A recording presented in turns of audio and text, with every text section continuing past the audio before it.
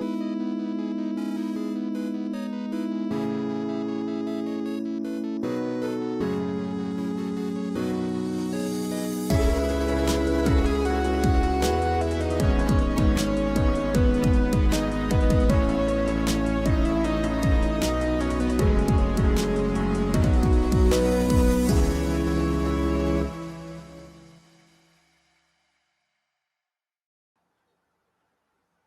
everybody, and welcome to the HalfGen podcast. It's another week. It's another episode. My friend Ross is back. Hello. Isn't that great? I'm back. Hello. How was your week off from the show? Terrible. Thanks for asking. Fantastic. It was atrocious. Excellent. That's what I like to hear. Wait. Yes. I like that you got the little transistor picture up there. Is that that's the one we got signed by Greg Kasavin, right? Yeah, Greg Kasavin, Amir Rao. I don't remember if I got all three. There's four of them. Isn't it? I got Darren Korb. Yeah. And then I think it is just those three. Yeah. So, yep, got those. If you see back here, I've started. This is the section where it's the AllStar Games with some overflow down here for right now. But these are all like my top games of all time. I still need to find some. Ooh, okay. Saturn games don't fit there. They're too tall. Unfortunate. Quick shout out to everybody in chat right now who's watching this live. Thank you guys so much for being here. Feel free to comment. Comment away, ask questions. Unless you're posted, your questions will be screened thoroughly. It's true because I know you. I've known him for about 15 seconds, and I already agree with you. He's a good guy. He's a friendly neighborhood troll. Oh, okay. He likes to always say I'm cheating in Destiny, and then he sends me clips of me talking about he did it once. He's like, I've got evidence of you cheating. I was like, please send it. And he clipped that segment and sent it to me, and I was like, oh God, this is incriminating. He just messes around. He's fun. If I can have a chat full of trolls like that, I'd be fine. If I have to have trolls, I'd rather have ones like that. That's fair. He's a good guy. But so we're here and we've got games to talk. We do. Ross, you were excited. You've got a bunch of games, you said. So why don't we just get you rolling? Sure. So speaking of rolling, segue. I haven't been necessarily playing this game, but my wife has started playing this game. Oh. On her Switch, she started Katamari Damacy Reroll. That's coming to Game Pass this month, I think. It might be, yeah. I'm pretty sure it is, yeah. Yeah. So she started playing that, and she was very confused about everything that wasn't the actual gameplay, which understandable. I mean, that's just the right experience for that game. Yeah, it's kind of like Nobi Boy, but Pac-Man, more straightforward. Pac-Man. Rest in peace, Ryan Davis. R.I.P. So yeah, she's been playing that. I've been playing a ton, mostly because it's right now I can't find my 9-volt power adapter for my HDMI switcher. So I have most everything hooked up to it. I just need to find the power cable. For those of you who aren't aware, I recently bought a house and I'm still unpacking. So I've mostly been playing my Switch. And let me just... Oh, not to cut you off, but this is the perfect segue because Sure. You're talking about your HDMI switcher because I need to rearrange my wiring. Oh, yeah. Oh, boy. Don't fall. This. Asus, what was it again? It is the VG289Q. It is 4K IPS, which I love. I love IPS displays. It is I almost regret not just leaving it like this because this is a really quality mount. This thing was very affordable. It was like $350. It's 4K 60. It's HDMI 2.0, so you don't get the the 120 hertz, but most games aren't going to run at 120 hertz on these consoles. I bought this because I do have the big TV over there, but that thing generates a ton of heat. And yep. And you when are I right play next to it, I'm I'm at this great right angle where I'm just oh yeah, This is a great camera view, isn't it? Oh Did yeah. you get my good side? Oh, thank you. Yeah. So what I have coming tomorrow, at least the first one should be coming. I got these arms that I'm going to mount this to my desk so I can kind of like Nice. swing it in and out. Part of me kind of wants to leave it on this though because it's really nice. So this is just going to be for my consoles. It technically does HDR, but it's HDR 400, which is not really HDR. But it's going to be fine for the size and for like the color reproduction, stuff like that. It's going to get. It was something I'd been thinking about for a while, and it was just like, okay, this is just a really affordable quality option, so I'm just going to do it. So this is where I'm going to be playing my games, my console games, which should make it a lot easier to want to play those because I really just don't want to be on that TV all the time. Yeah. Frankly, if I could get it out of here, I would. I don't really have anywhere else to put it. The garage. Don't just buy a 60. I'm not going to put it there. It's the nicest TV in the house. I'm not going to put it in the garage. In the living room. Yeah, that might be just where I put it. And then bring the small TV up here and just be like, okay, this is just how we do. I don't know. I'll figure You can use the something top out. of the entertainment center for so much storage. So much more storage to put stuff on top of. I want to get rid of that thing. Oh, the entertainment center? It is a dust magnet. Dust magnet. Yeah. Like you can't clean that. You can, but then it's just going to come back because I'm a dust factory. You can't have a dust magnet next to a dust factory. It's just bad business. It is. Because they're just taking your product. Yeah. It's messed up, man. But yeah, I'm really excited to get this thing hooked up and frankly start playing my consoles more again because it's a real pain in the ass, like with that TV. It gets so hot in here when you have the console on because the consoles are an arm's reach away.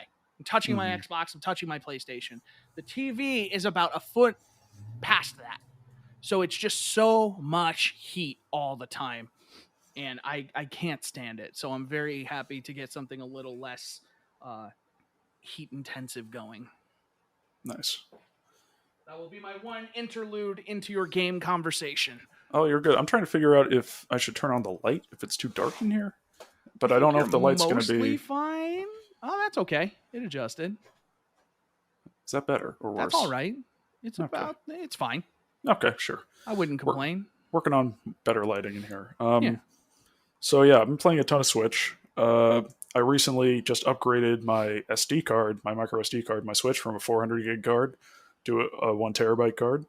They make them in 400?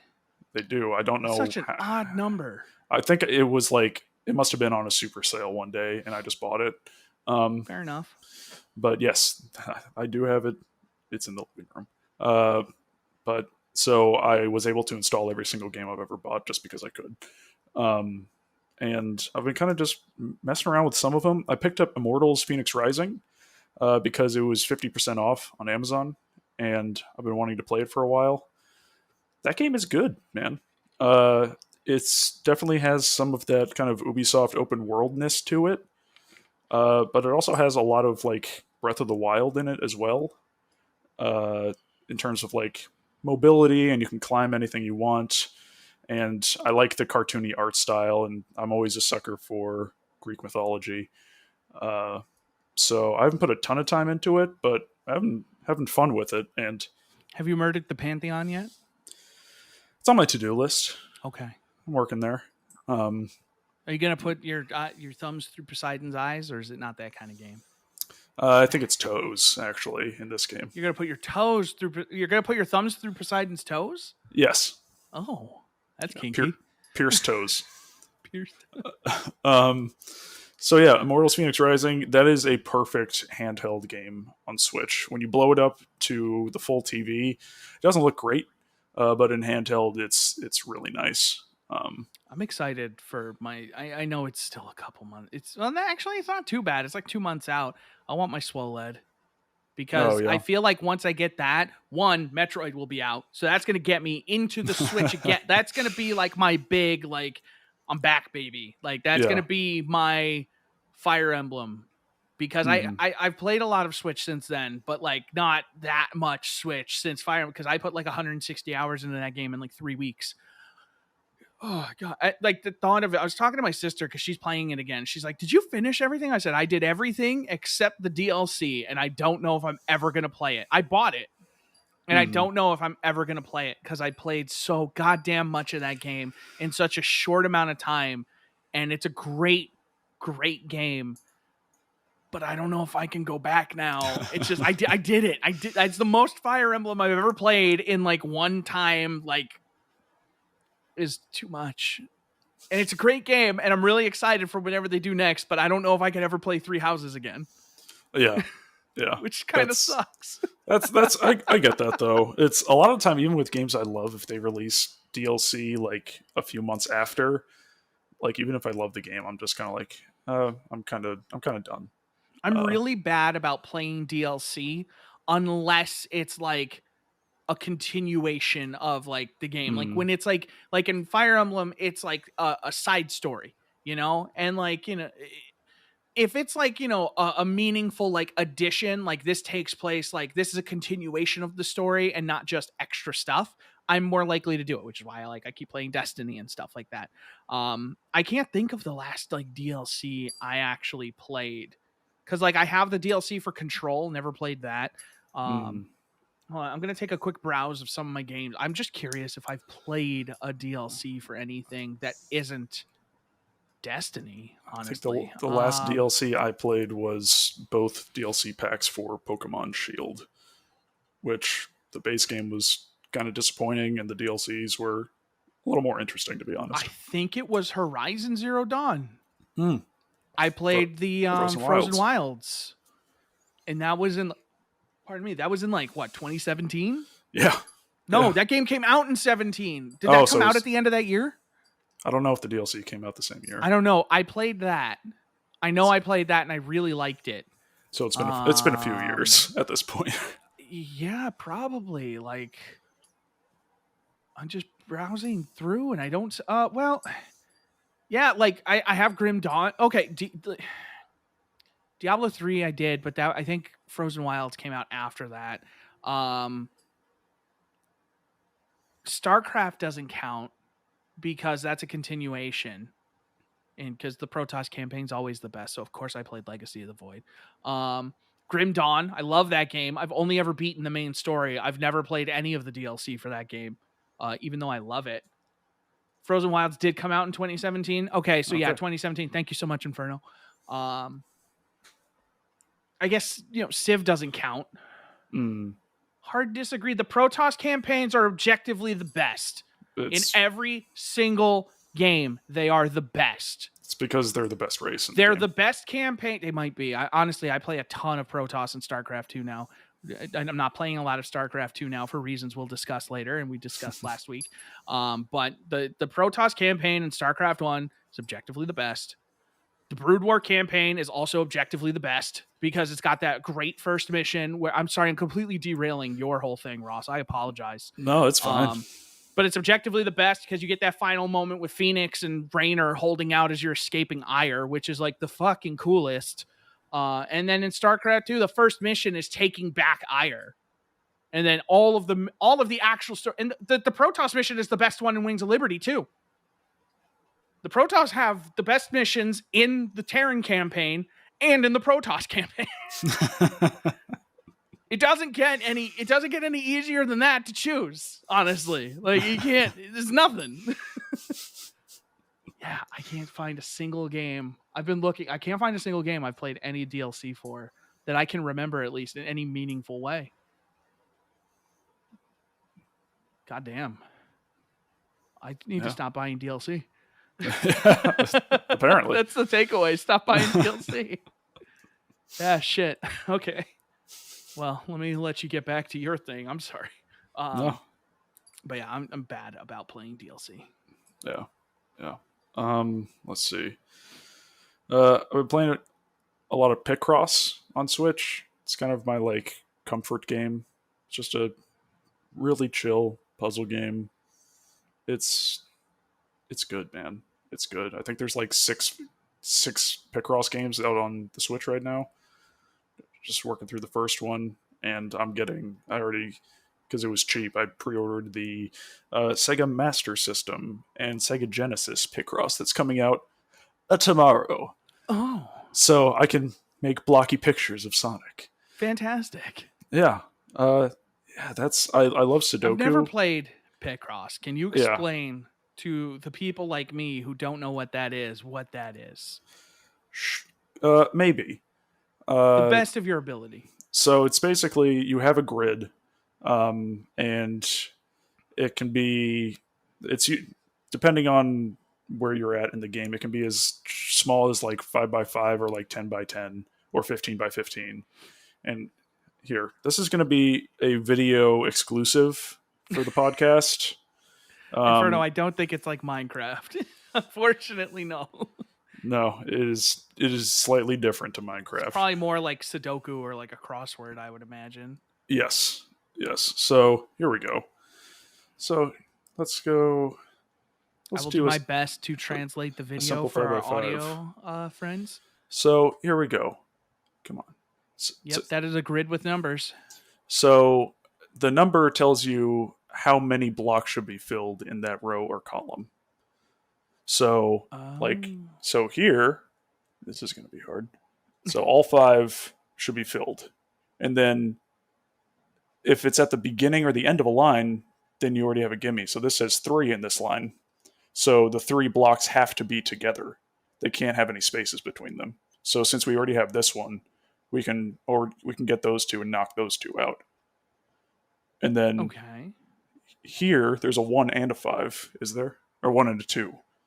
So we know at this point the 2 is the last number in the row because the numbers are also in order, the order that they're in the column or the row. So the single standalone block has to be before the 2 blocks. So we know the bottom, since it has to be connected, is done. So we X that out because there has to be a space in between. And then also here, we see it's a 1-1, so we know that there can't be another block touching this one. So that's an X.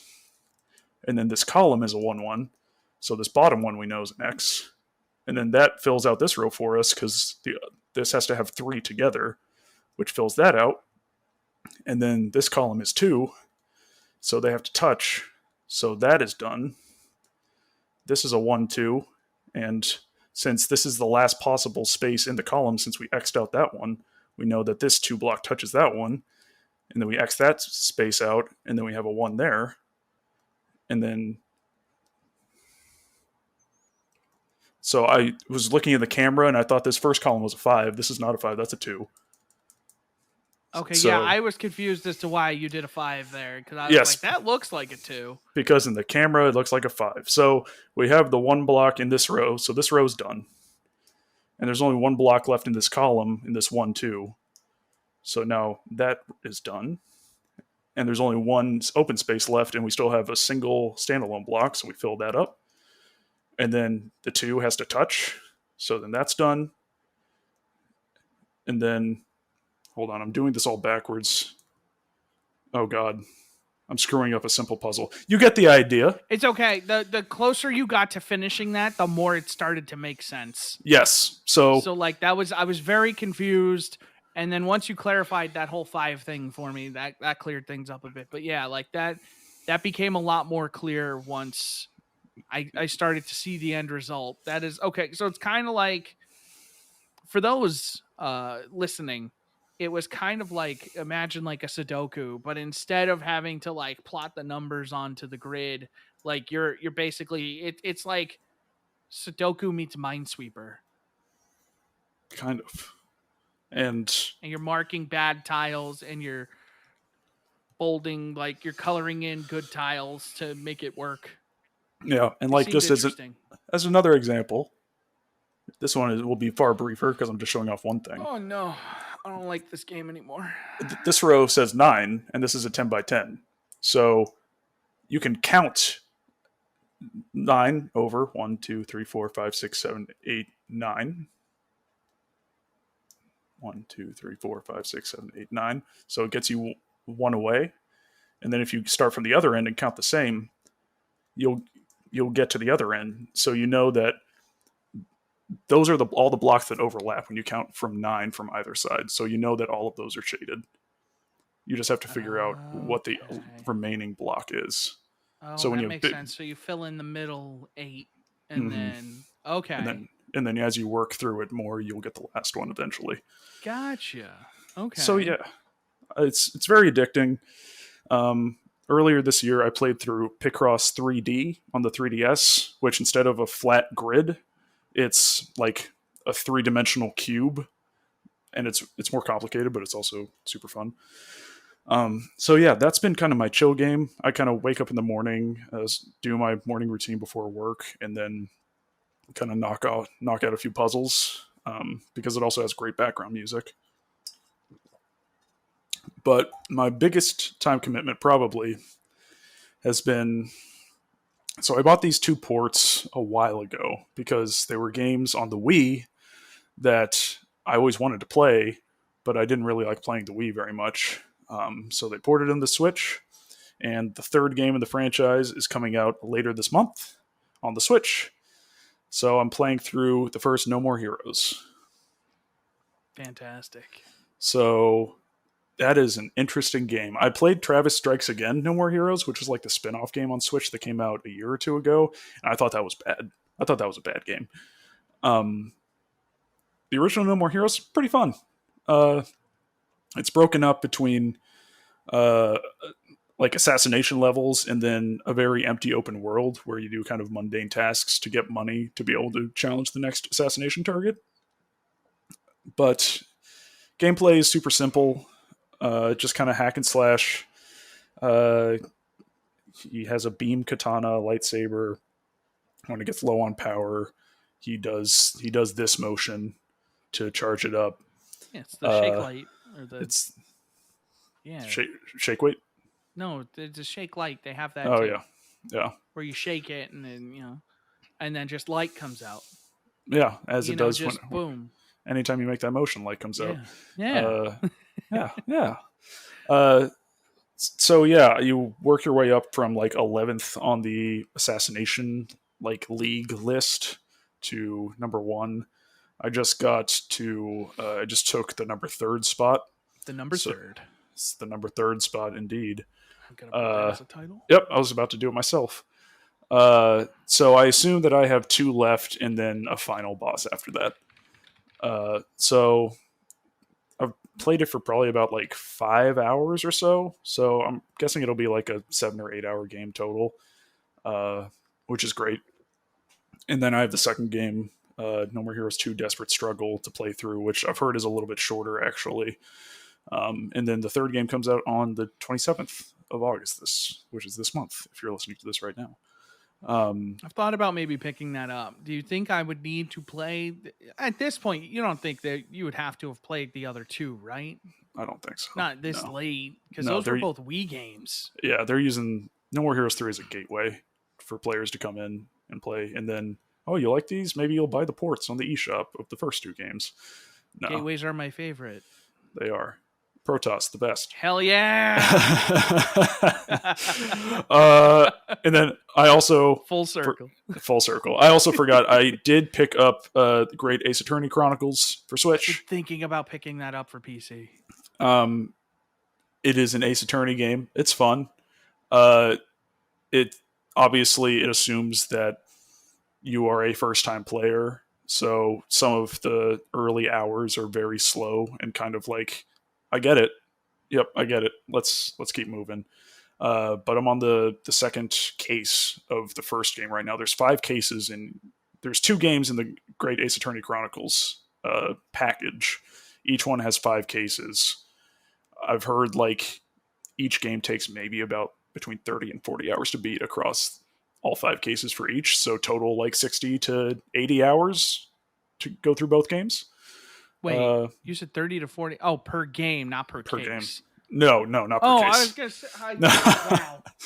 Yeah. For a second, I was just like, fuck? No. Yeah, so it's going to take about 200 hours to see the whole thing. No. Yeah. Get the fuck out. Between 60 and 80 hours. Okay, that's still a lot. That's still a lot. but yeah, so I'm a little ways into the second case, and it's that series has always had phenomenal localization, and this is no different. I have seen some really funny dialogue from that. Mm-hmm. Yeah. Very suggestive phrases. Oh yeah. Yeah. Like that series just has so many puns. It's unbelievable. Like in the original Ace Attorney, uh, the first cutscene of the game is you see who the murderer is, and then you have to do the case and get to that point. But his first name is Frank, and his last name is Sawhit. Full of those puns. Full of them. Everywhere. And they're great. It's the only way I enjoy puns, really, is through the Ace Attorney franchise. But yeah, that's been super fun so far. Again, a little bit slow, but the second case is really picking up. So it's been a Switchapalooza recently. I'm looking at my games to see if I've been playing anything else recently. I don't believe that I have. Yeah, I literally just installed everything, so everything's ready to go and everything's patched and updated. But yeah, I did sort my Switch games in a different way, and I'm going to be doing it for all of my games. The first section are games that I have yet to beat, alphabetized, followed by all of the games I have beaten, alphabetized, so I can keep track and hold myself accountable when I look up and I go, oh, I bought a lot of stuff that I haven't beaten yet. It's a visual reminder for me that I need to, beat Bayonetta 2. I played through the first one. I need to play through the second one. Or like the Banner Saga trilogy. I wanted to play the Banner Saga. Play time. Bayonetta 2. Well, Bayonetta 2 is a lot shorter, so I will play Bayonetta 2 first. Play Bayonetta 2. I know. I liked the first game. I didn't love the first game, but I liked the first game. Yeah, I've heard the second game is very The first good. game is really good, and then the second game is just so much better that it kind of makes you realize, like, like the first game was good, but like the second game is holy shit. Like, that's what I've heard. The second game feels like, when you first play the first game, you're like, holy shit, this game is really good. But then you can immediately just tell, like, oh my God, this game is not only really good, it's way better.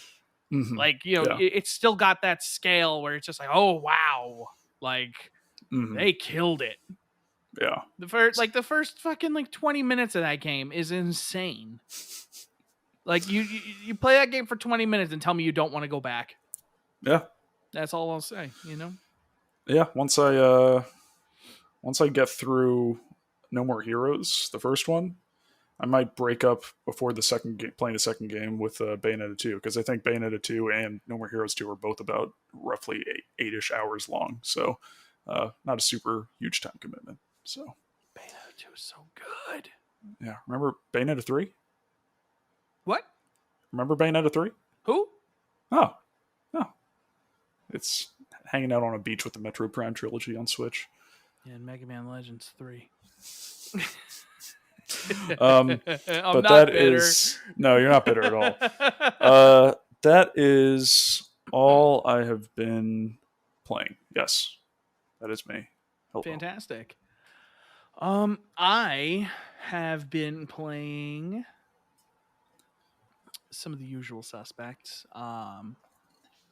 I did play some Parkitect and Muck, which we'll talk about. So yeah, I guess let's just start with Parkitect is continuing to be Parkitect, which is excellent. Yep. Let's talk about Muck. Let's just get into that. Muck is a totally fine game. I would not. I would say there's an asterisk next to that statement. Fable says, "Bless you with a rock." I would say it is a totally fun game. Asterisk. And then when you look at the bottom, I have an editor's note that just says this statement is true if they fix enemy spawns and aggro. That's just part of the game. I don't think that's something they're gonna fix. That's just the game. But like, if you're building a shelter and then they pop up from the ground, like in your shelter, how about, or they don't de-aggro ever. You can't, like, they'll never stop. We started the very first one we started, I ran into like 3 goblin guys 2 minutes in, and then they were chasing me for the next 15 minutes all around the entire map. It's like, I can't do anything now because I just have to keep running because I don't have any weapons to fight them. I just came across them. Muck irritates me. Yeah. Muck has a lot of problems, but when it's fun, and it can be very funny. Like, Nat's classic line, "Yo, I've got some fancy nuts." Yummy nuts. Yummy nuts. Thank you. Yummy nuts. Yo, I've got yummy nuts. Excuse me? That whole exchange was just, that was why I wanted to play Muck. I didn't know they had yummy nuts, but then that made it all worth it. Yeah, like it has the potential to be like a fun game. I just don't think it's run-based Minecraft. It's if Minecraft was a roguelike, it would be Muck. Yeah, just Muck. It's free. You just muck it up, Yeah, it's free. You've got nothing to lose to try. It's a good time, and if you get hooked, keep playing. And if you don't, you didn't pay anything for it. Nope. Which is always the best price if you don't like something. I started playing a game called Mini Motorways. Oh, yes. Yes. I picked that up because it looked like it had a neat aesthetic, and it was just like, instead of like doing a city builder, just kind of setting up the roads was like its own little appealing thing. And I was like, this could be neat. And I really like the game, but it has like this one, like the way the game works frustrates me a little bit because so the way the game works is you're setting up these roadways and you're trying to like get like you're trying to get the cars from A to B, right? And different like houses pop up, and the way they pop up is random. So everything pops up randomly, and then you're building the roads around that. So like it starts off, you've got a building here, and then you've got like a house here. And so you connect the road to that building, and they're the same color. And then like they're yellow. And then a green building will pop up like to the north. So say those are like east and west. A green building will pop up to the north, and a green house will spawn to the south. So then you make an intersection, you connect them, and do all that. And, over time, it starts popping up, in a yellow neighborhood. Now it's popping up blue houses.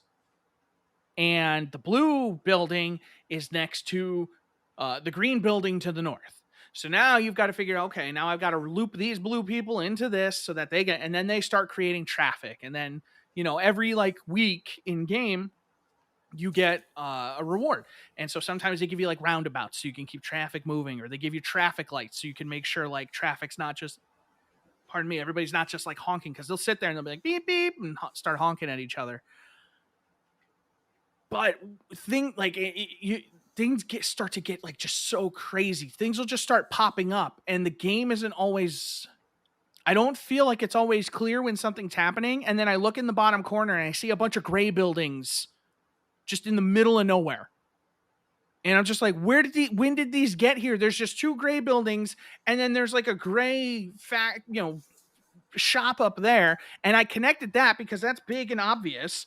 But, and it spawned like a gray neighborhood, but then it's got these gray houses in the bottom left next to like these pink houses. And I'm just like, dude, like, where did you come from? And then it starts popping up.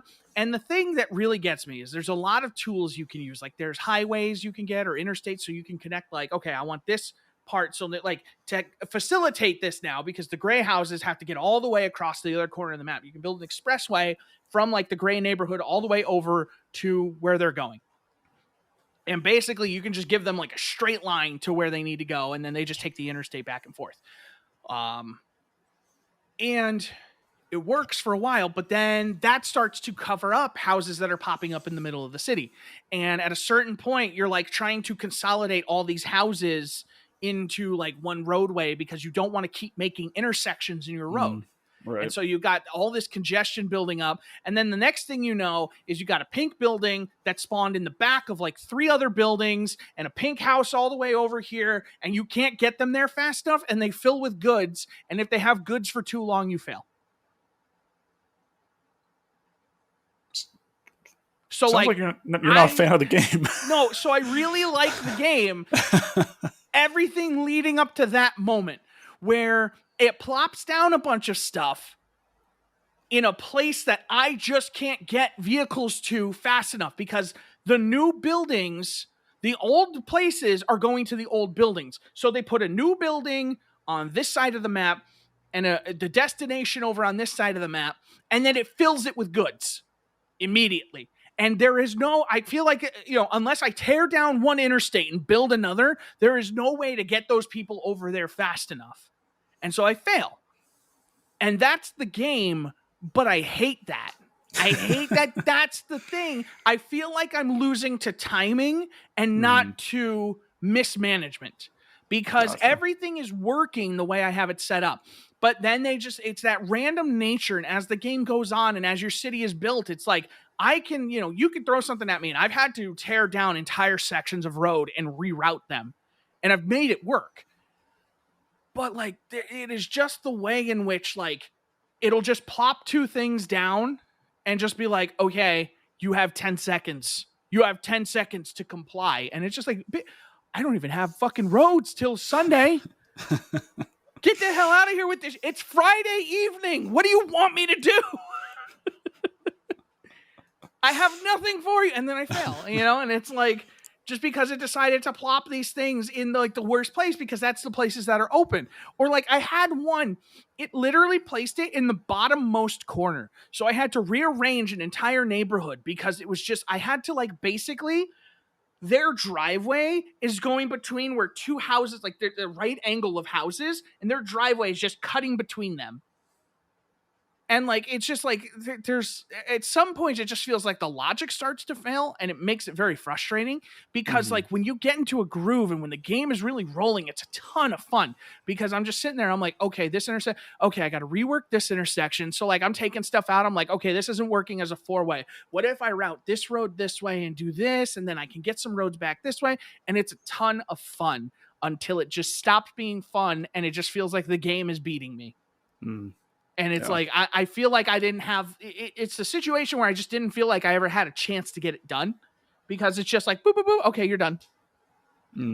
Half the time I don't even notice, because the game early on, there's like a chime, there's an indicator, but there's so many notifications, so many honking horns and stuff like that it starts to get lost as the game goes on. It's a lot of fun, but especially in challenges, I had a challenge where I just didn't notice these houses popped up, and it was gray houses, and I never saw them. And so I only had one car going to take the stuff, and it popped up two houses. One of them was underneath my interstate, so I couldn't see it. And then another one was just in the middle of nowhere close to any road. And so I never saw it. And then I ended up failing. And I was just like, where did you... I saw it at the last second. I paused the game. I'm like, oh my God, there's no way. That's more frustrating than a straight up bad game, because you know how good the game can be, but it's this single aspect where it's just it got it wrong, it sounds like. Yeah. Maybe it's me. I watch people on Twitch, and here's the thing is I am very deliberate. I like to complete all my roads. If I'm going to build a road, I like to make the nice little rounded angles and stuff like that. I like to make it look real pretty and oh yeah, somebody really designed it. There's fucking people who have 2 tabs of road and an interstate connecting that to a neighborhood, but they're not connected to any other roads. And so these people are just traveling isolated, they just make the whole game into an island basically. Oh. And it's just into a series of islands. And I'm just okay, structurally I get it, but I feel that's just so against the nature of the game. There's a word, I can't think of it. Antithetical? That's what I was. Okay, I was correct then. Yes. I was is that a word? Am I making that up? But yeah. Yeah. It's just I just watched that. And I'm see, as somebody who plays this game and is watching this, I'm I don't want to watch this because this hurts my brain. I'm I completely understand and respect how you did it, but it's I was just looking maybe to see if it was just a me thing and see if there was something, maybe, a streamer's out there playing something, I can pick up a tip or something. And I'm looking at the way they're doing it. I'm I don't want to win if that's what it takes. That's basically what it was. It's like, if What- this is what it takes, I don't want it. What I would did it co- rather not play the game. What did it cost you? Everything. Everything. Like, they snap their fingers and half the road disappears. Half the roads are gone, and you got to make it work. And then underneath the roads that disappeared, you said half of them disappeared. Yeah. When they disappear, it just says HalfGen. Free marketing. Clever guy. Also, well, that sounds fun yet frustrating. Yeah, and that's a shame because it's a really fun game, but like it hurts. I played it last night for like 2 hours. I played it for like another like half an hour today. Mm-hmm. I think I'm pretty sure I have like almost 3 hours. Excuse me, in this game my or back something. is killing me, so I'm just gonna give me 1 sec. Take your time, my friend. Yep. Oh, we're getting a live adjustment. Oh, the desk is dropping. The gamer chair is out, ladies and gentlemen, and the Ross has seated. The Falcon has landed. I repeat, the Falcon has landed. Do you hear that relief? Much better. DX Racer, ladies and gentlemen, much better than standing. But not that much. You got to get yourself a really nice. I know, that's the next big Herman purchase Miller. for me. Yeah. Even I'm thinking about it. Like, I like this chair, but I'm like, man, I should just really spend the money and get like a Herman Miller, something a little more breathable, like that mesh. With how much time you spend in the chair, it's a worthwhile I really investment. should. Yeah. Oh, Ron, I didn't play this week, but I wanted to mention to you because you weren't here last week. I finished Necromunda. Oh, we've talked about this. Did we talk about me finishing it? Yeah, I thought we talked about it on the last podcast. No, I thought I finished it last week. Maybe. I don't know. But regardless, yes. I finished it. I wasn't sure if I had mentioned it to you. Yes. Fantastic. Yeah, I've been playing more Raid. I still am enjoying that game. I'm taking a bit of I'm not playing it nearly as much though, because we had a big like clan versus clan thing, and I kicked their ass, and so now I am resting. But the other new game that I picked up that I did start playing, that's not true. This game says I played for 4 minutes, and that's not true, because Death's Door. Right. Steam. If you're watching on the stream, it's going to say 4 minutes. That is not an accurate number. I played Death's Door. I beat the first boss. I've been like exploring the first area. It's a neat little game. I'm not sure if I am in love with like how it play, like its style of play. What kind of game is it again? It is like a top-down exploration kind of game, like a isometric ARPG kind of thing. A little Soulsy. Yeah. The cool thing is, and what you might like is if you play it, is you don't lose your resources when you die. So you actually keep that stuff, but they give you, like, at least right now, I'm getting what feels like a lot less than what I would normally get if like there was that risk. Gotcha. So like I can't afford any upgrades yet or anything. But I've been going around. The thing I don't like about it is like you have like 4 health chunks, and just every time it's like hearts in Zelda, and every time you get hit, you lose a heart basically. And it has the same thing for like this arrow, like this bow and arrow thing you can do. And so you have like 4 shots in that. And sometimes like I was fighting that first boss, and the way to like attack it is you get between like these tentacles, and sometimes like if you just barely miss time when the tentacle goes active as like an attack, you just take damage, and it knocks you on the ground. So you're out of commission for like a second and a half, but it's just like, okay, get up, and then like you're just hoping that a follow-up attack isn't waiting for you. But like, once I learned the timings, it was fine. I died like the first time, and then I went back and I kicked her ass. But it was definitely like, I don't know, like it's a fun game, but it doesn't feel like incredibly satisfying. It's still very early. Steam thinks it's only 4 minutes. Yeah, you haven't put that much time into it, man. That's pretty embarrassing to have an opinion. Yeah, frankly, 4 minutes with this game. Fuck that. No. I want to keep playing it because like it's got a really cool aesthetic. Like you're this bird dude, and you just like running around like, hey, I'm a bird with a sword. Bird. I'm Birdman. I don't know. I want to like it, and I'm gonna keep going, but like it hasn't grabbed me yet from like granted, I played like 30, 40 minutes. But like I was hoping it would be one of those things that like once I fought the first boss, I was hoping it was gonna be like that Dark Souls moment where it's like, oh yeah, no, I'm in. This is great. And I beat that first boss and I was like, that was okay. And I'm like, okay, it's the first boss. Let's see what happens. And like exploring the world and stuff is a lot like Hades, where like you walk into zones and then it just kind of spawns these doors and enemies start coming out of it. And it's fine.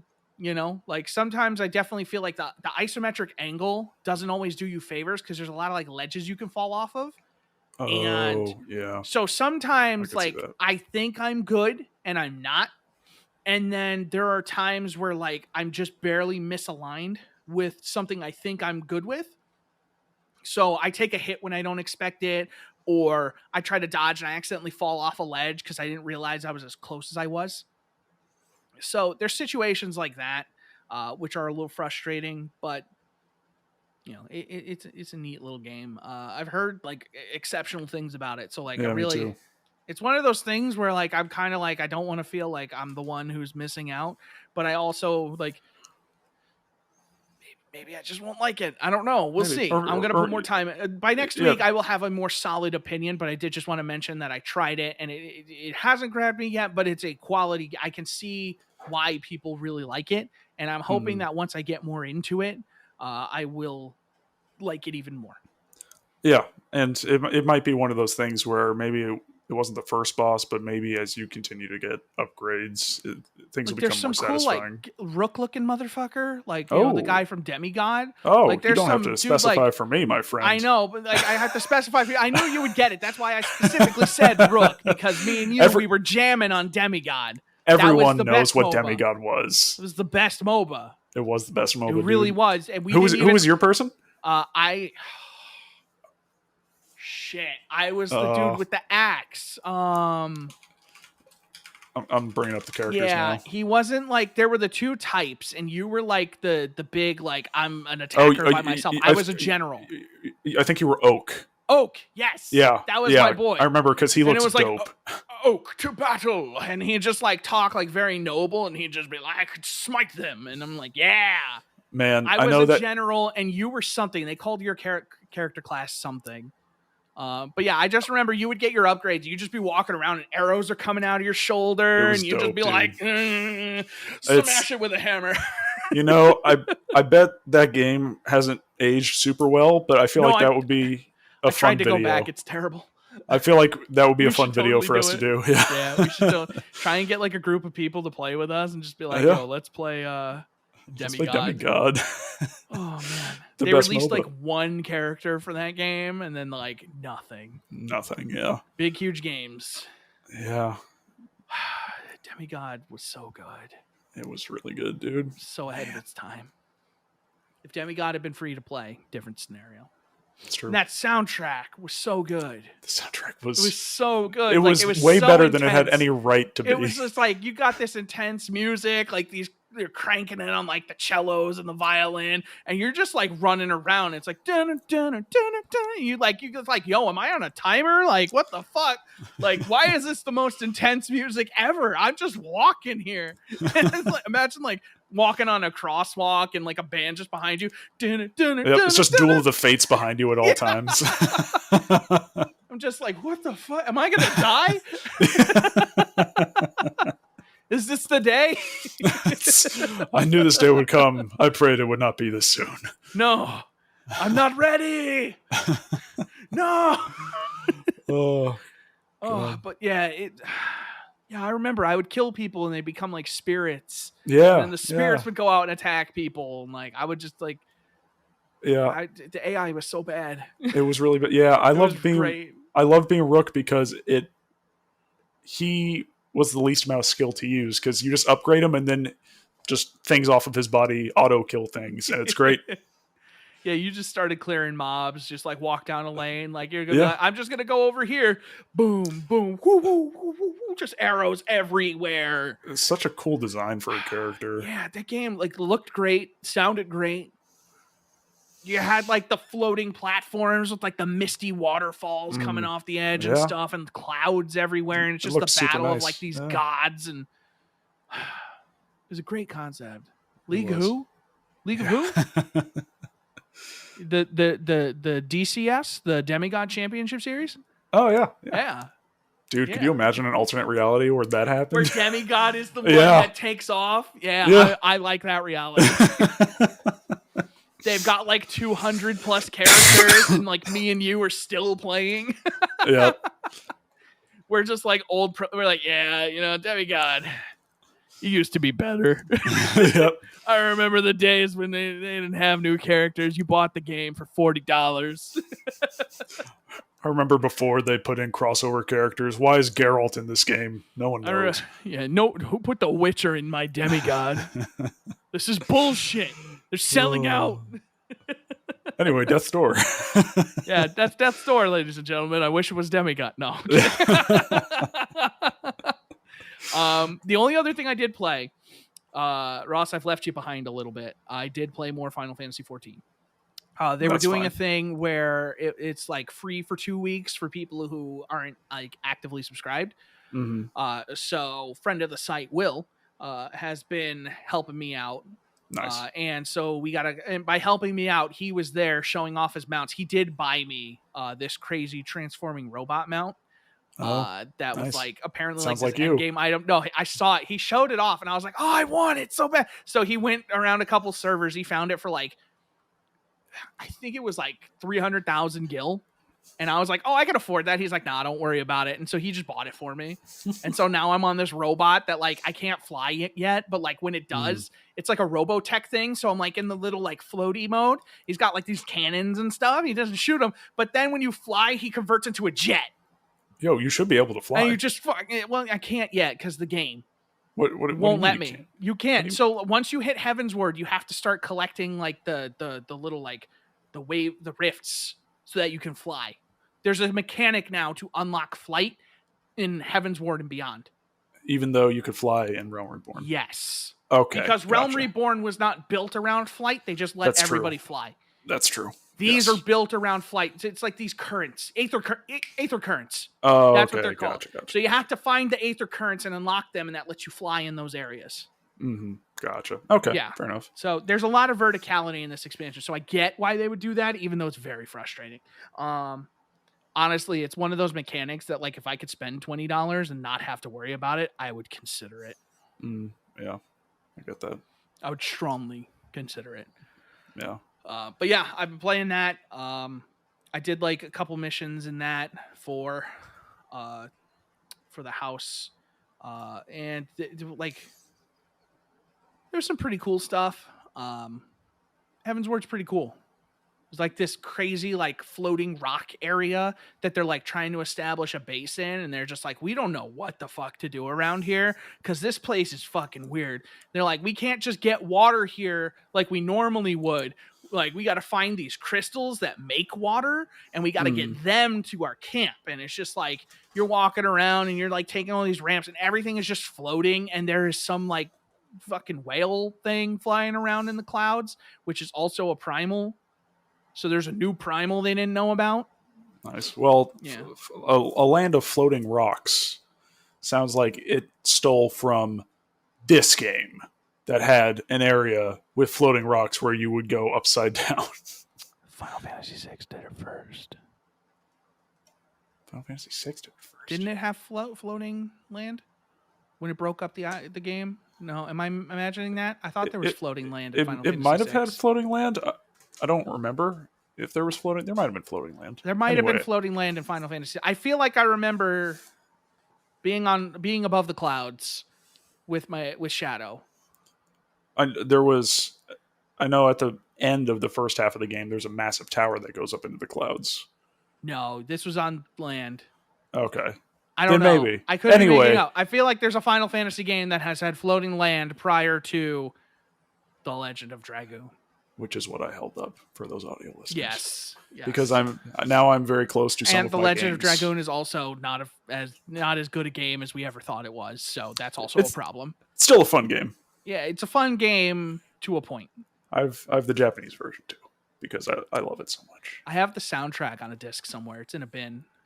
It's also the Japanese version of the soundtrack. Oh god. You know what really sucks on the soundtrack? It doesn't have, you know, that opening movie Yeah. that music, and it's Oh, yeah. incredible. That's Yeah. not on the soundtrack. Really? Yeah. Huh. That's weird. I thought maybe it was a part of another song, but like those tracks are so short that I listened to them and I'm like, and you really feel the budget at the end running out, because that final boss music is terrible. It's pretty bad. It is awful. You know what games are not bad? Boom. You're damn Black right. Label. Final Fantasy 7 and 9. I do Black not have Label. I have a Chrono Cross Black Label. Where is that? I have to Oh, find yeah. that I have a somewhere. Chrono Cross Black Label right here, too. I bought it at Sudden Impact. Oh, nice. Nice. Man, I want to start going to Retro game stores again? Me too, man.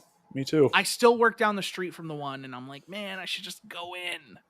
Yeah, that one close to you where it's the guy who has like the second half of the shop is all like wrestling stuff. Yeah, that store was great. Dude, I literally I could walk there from where Really? I work. Yeah. Oh, man. It's so good. Like, you just take a right and he's there. Yeah, and now with your new monitor and playing consoles more, probably play old stuff more too. Yeah, having a much more convenient way to do that stuff. Which will be great because that's half of our website. I have been really considering. So there's two ways I can go about this, and I think I think emulation is the easiest way. Sure. I own all these games. Yeah, it's what I would do, and I've seen people who stream emulated games at the beginning of the stream. They hold up their physical copy. It was like, I own this game. Yeah, but I'm emulating it for convenience. So hold on, let me see. I know I have them. Like Legacy of Kain and stuff. Hold on. Holding on. I still remember when I found this game. I think this was at M&J's, I think was the name of the store. And I think that's where I found this. And there was a game. I remember playing this as a kid. This game, Power Quest. I remembered playing it on my friend's Game Boy as a kid. And I could not remember. I never knew the name of the game. I just remembered playing it. And I remember seeing this and being like, oh my God, is that it? And I Googled it, and it was it. And I was like, yes, I found it. And I'm awful at it. This game is hard as shit. And it doesn't help that it has a generic enough name to, if you were trying to Google it, a ton of stuff would come up that was not it.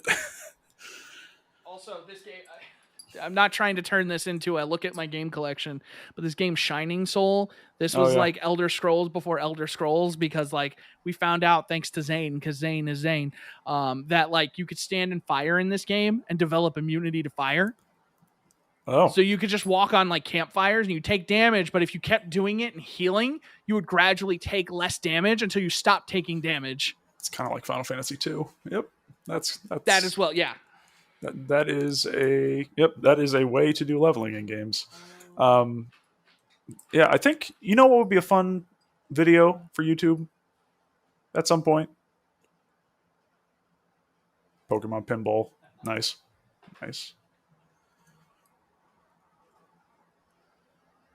Hey, man. That's a game you'll be playing on your Swoled. I forgot I have this. I have Robotech for the GBA. Oh, nice. Yes. I have it on GameCube. I have that too. I have PS2. Nice. I have the two good Mario Tennis games. The Game Boy Color and the Advance. I'm trying to find these two games. I know they're up here. Because this is where all my Game Boy games are. Where are you? How dare? Oh, I have Golden Sun. I have Golden Sun. Oh, this is the sequel. Oh, Lost Age. Yep. This is. I don't know where it went. I know this is riveting. Yep, this is riveting. Why do I have Sword of Mana? See, now I'm just going to bring over games to show off too. Yeah, because why not? Busy? Oh, yeah. So again, this is, if you're watching the video, you're going to actually enjoy this more. I'm so sorry. These are games where over the years I have lost the cases to, which is unfortunate. These are all GameCube games. Got Smash Brothers Melee, of course. Got Madden 2002, all on these mini DVD discs. 007, Agent Under Fire, which had a fun local local multiplayer mode that I played with my brother a lot. I played Agent Under Fire. Paper Mario and the Thousand Year Door, the best Paper Mario game. Probably the best movie game of all time, Lord of the Rings: The Return of the King. Hell yeah! That's a good game, man. Hell yeah! SSX Tricky, which I love more than 3, which I know is a controversial opinion. Dragon Ball Z Legacy of Goku 1 and 2. Hey, I got 1. I don't know where 2 is. I never played 2. Yeah, me neither. Madden 2003 on GameCube. We got the Legend of Zelda Ocarina of Time on GameCube, which I think was like a little bit of a limited release. MVP Baseball 2005, the best baseball game of all time. Simpsons Road Rage, which was just Crazy Taxi with Simpsons, and I love it. It was a great game. It was a great game. It was fantastic. Metroid Prime, a little game. Gavel. You have a gavel? I have a gavel. You should play Phoenix Wright games. I found it. Mario Kart Double Dash. 13, which just got that remaster that got really bad reviews. And NBA Street Volume 2, because EA should bring back the Street games, because those were a lot of fun. And then, while Chris is still gone, I'm only gone in spirit. I ended up with like a couple of Beyblade games for GBA, which I have no idea how I got those. I liked Beyblade, but I don't remember buying the games. Okay. Here we go. I found. Okay. Yes. So I found this too. I forgot that they were still in the plastic. I have the original Fire Emblem for GBA. Oh, nice. That came west. Now, I have right here Metroid Zero Mission, which is the remake of the first game. Yes. I have Metroid Fusion. It's in my GameCube. That's why I couldn't find it. It's in my Game Boy player. I own Super Metroid via, the Switch, with the Nintendo Switch Online. I'm probably not going to play Samus Returns unless, I can get like that fan-made one. But you came to the right place for the HalfGen podcast. Well, because I would have to, it would probably be the new one, and I didn't like it on the 3DS, to be honest. Was that because you didn't like the game, or you didn't like playing it on the 3DS? If it came to Switch, would you play it? It was a little bit of both, which is why That's I'm fair. like very cautiously optimistic about Metroid Dread. Yeah. But like, there's that lingering fear in the back of my mind of like, this is going to confirm whether it was the 3DS or I hated the way that game played. Mm-hmm. I really hope it's not the way that game played. I've been seriously considering playing Zero Mission and Fusion again. And then like we could just like watch a YouTube thing of like, hey, here's the story of Samus Returns, like as a stream, and then just streaming the Metroid games prior to Dread. Yeah. I'm seriously considering it. Yeah, because where on the timeline is Fusion in relation to Prime, the Prime game? So Prime is everything in Metroid Prime, I believe, takes place before Super Metroid. So it's mostly between the Prime 1 games and are mostly a prequel to the rest of the franchise. Almost entirely. Gotcha. As far as I'm aware, they take place entirely prior to Super Metroid. Oh, okay, so gotcha. The way the timeline works is, I believe it is the first. So it's the first Metroid / Zero Mission, Samus Returns, so Metroid 2, the Prime games, then it is Super Metroid, then Metroid Fusion is Metroid 4. So Metroid Dread is the direct sequel to Metroid Fusion, which is why when they're teasing all this X-Parasite stuff and they're like, oh, something survived from the X-Parasite, and all the people who played Fusion are like, it's Samus, she has it. Okay, here we go. I have the timeline up. You were mostly right. Okay. Is it between 1 and 2 or 2 and 3? Super? It is between 1 and 2. Okay. I knew they took place in one of those. So, timeline. There's a manga that came out in 2003 that takes place before anything. And then Metroid and Zero Mission, and then Metroid Prime, and then Metroid Prime Hunters, which was a great game on DS, which I want. And then Metroid Prime 2, and then Metroid Prime 3, and then Federation Force, and then Metroid 2. So Metroid 2 comes later in the timeline than I thought. Yeah, I don't understand how they fit all these goddamn Prime games into that. Yeah, into that between 1 and 2 timeline. Yeah, so Metroid 2, and then Super Metroid, and then Other M, and then Fusion, as of right now, is the latest one in the timeline. I'm not before going Dread to comes play out. Other M. Even though if I find it for cheap, I will. I like how I just don't have a Wii. I have a Wii U hooked up, so that's what I would play it on. I like some of the ideas of how Metroid, Other M, actually sets up Fusion. Because basically, I mean, I don't know if you want to get into spoiler territory for Other M if you're that serious about playing it or not. I know what happens in it, and Fusion is a much better game, and they handle it much better in that game.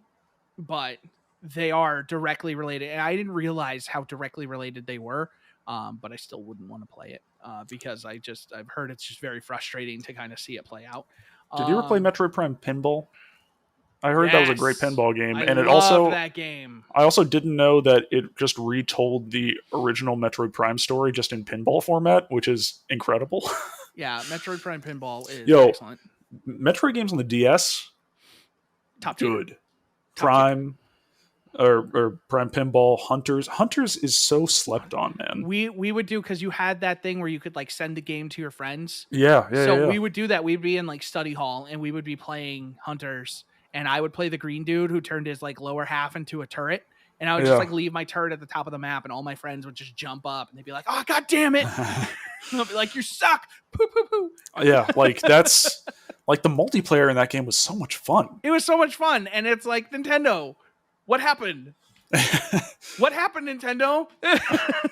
You did this. Why? You did this, and then you did this. The fuck? Man, it's you had it, and then you chose to throw it in the garbage and start again. Yeah. Out of all of the Metroid games, I've probably, and granted, I've never completed a Metroid game. I've dabbled in a lot of them. But out of all of them, I've probably put the most time in Hunters. I have Prime, and I have 2, and I have 3. And it's like, I want to play them, but I keep just thinking they're like a week away from announcing the collection on Switch, which I would buy. Yeah, I'm not going to play any Prime games until they release that collection. And if they don't release it, then I'm just going to play Prime 4. I've played a chunk of 1, and then I didn't own a GameCube until way late. I have 1 and 2 for the GameCube. And I really just want that collection to come out again because I don't have a Wii, and I don't want to use motion controls for corruption. I really don't. I'm hoping that they're just like, play it like normal. Yeah, I mean, they did it with Skyward Sword. Why can't they do it with corruption? Or maybe the Joy-Con controls will be really good now. Who knows? Yeah. The only mainline game I have never played is Super Metroid, believe it or not. Because you never played it at all? I never played Super Metroid. My first Metroid game was Fusion. Gotcha. My second Metroid game was Prime, and then Zero Mission. Because friend of the site, Zane, had a GameCube, and he bought Metroid Prime, and he was scared. And so we played that together. Yeah.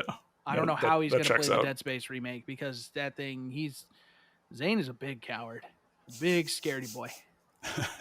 I respect him for it. He knows. No, but he knows. He admits it. Yeah. Like, he's terrified by Dead Space. I can't wait to watch him try and play that new one, because he's just going to be more terrified. Like, fucking Metroid Prime spooked him because it was just too eerie, and he was just like, man, I can't play that game like at night. But yeah, so like, I played the shit out of Fusion. I played Zero Mission. I played Samus Returns on the 3DS. I played like halfway through, and then like, I was just like, hey, I don't like my 3DS anymore, and so I stopped. Like, I strictly stopped because I didn't want to play on my 3DS anymore. But I like, that was the thing, is the game wasn't good enough to make me not dislike the 3DS. Yeah, that's fair. Yeah, so, I will say on this podcast right now that if the Metroid Prime trilogy ports on Switch are not announced by the end of 2021, I will play through the games next year on the original consoles, because I have my GameCube is hooked up, my Wii U is hooked up. I have no excuse. Right here. So it's, if they don't announce it by the end of the year, I will play them leading up to Metroid Prime 4. Well, we don't even know when that's coming out yet. But I know it won't be before the end of the year. yeah, but I know these games are short, and so like I could probably beat each of them in a week, just like in stream time. So Yeah. I'm probably gonna try and play through them. We'll see how the chat feels about that.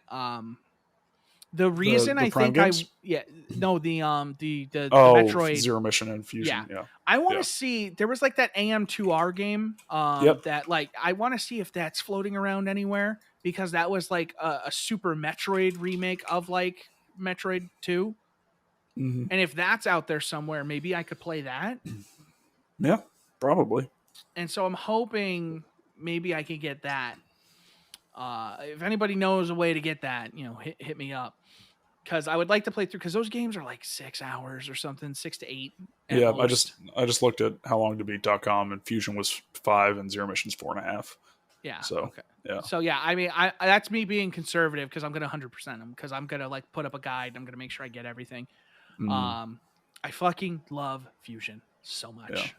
That's why I was so excited. Like, I still remember when you texted me and you said Metroid 5, and I was like, it said 5. You're sure? Yeah. And I was like, oh my God. Metroid 5? You're certain? This is a glorious day. And then they said Advance Wars. I was like, you can't do this to me, Nintendo. I can't cry at work. And Advance Wars coming out in December means that it also qualifies for Game of the Year discussions next year as well. No, because that's what we do with Cyberpunk. No, we do Game of the Year in January now. Remember? Oh, to avoid that exact thing. Yes. Right. Yeah. So we go calendar year. Yeah. First of January to 31st of December. Yeah, it's Advance Wars, man. It's up there for best remake already. Might as well put it on there. Best continuation of an existing franchise, Metroid Dread.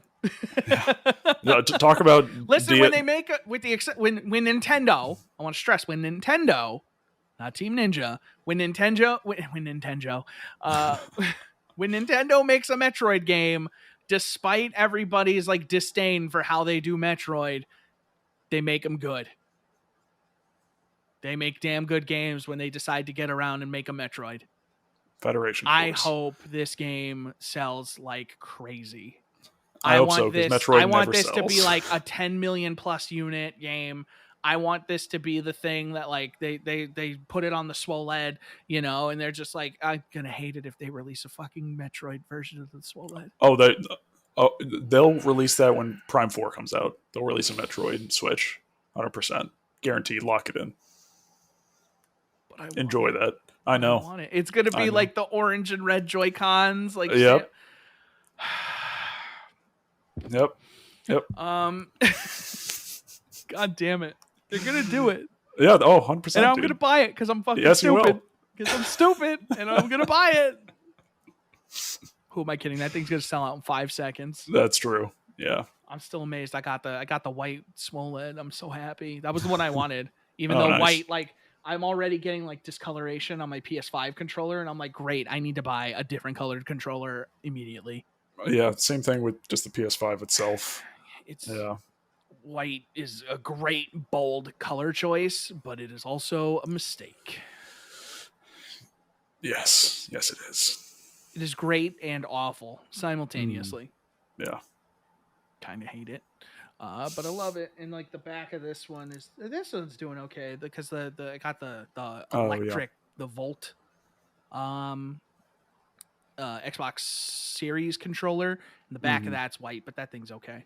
I like how this looks. It's nice. Yeah, it like is. Neon green. It's sharp. I like it. I saw it and I was just like, well, gotta buy it.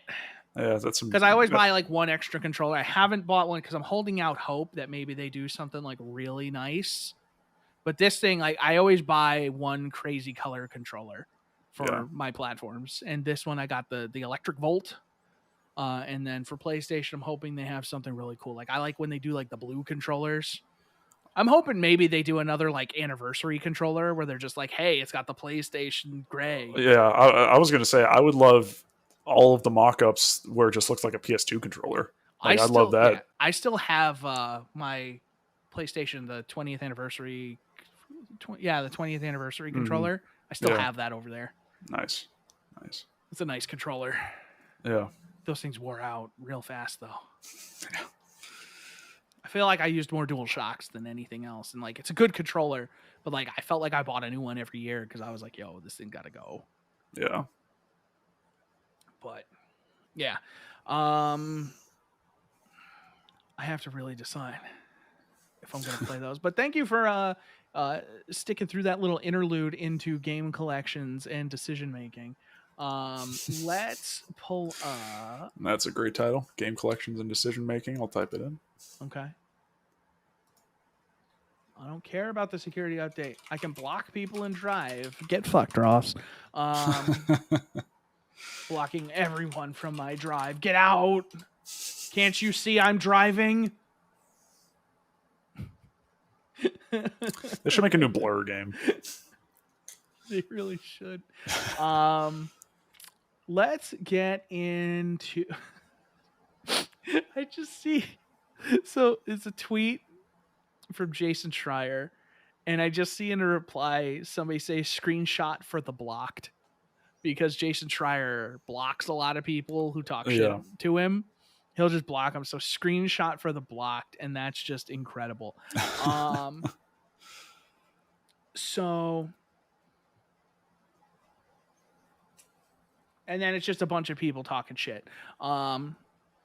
Horizon Forbidden West, as of now, is unofficially delayed to 2022, Q1 2022, which is a decision everybody should have seen coming.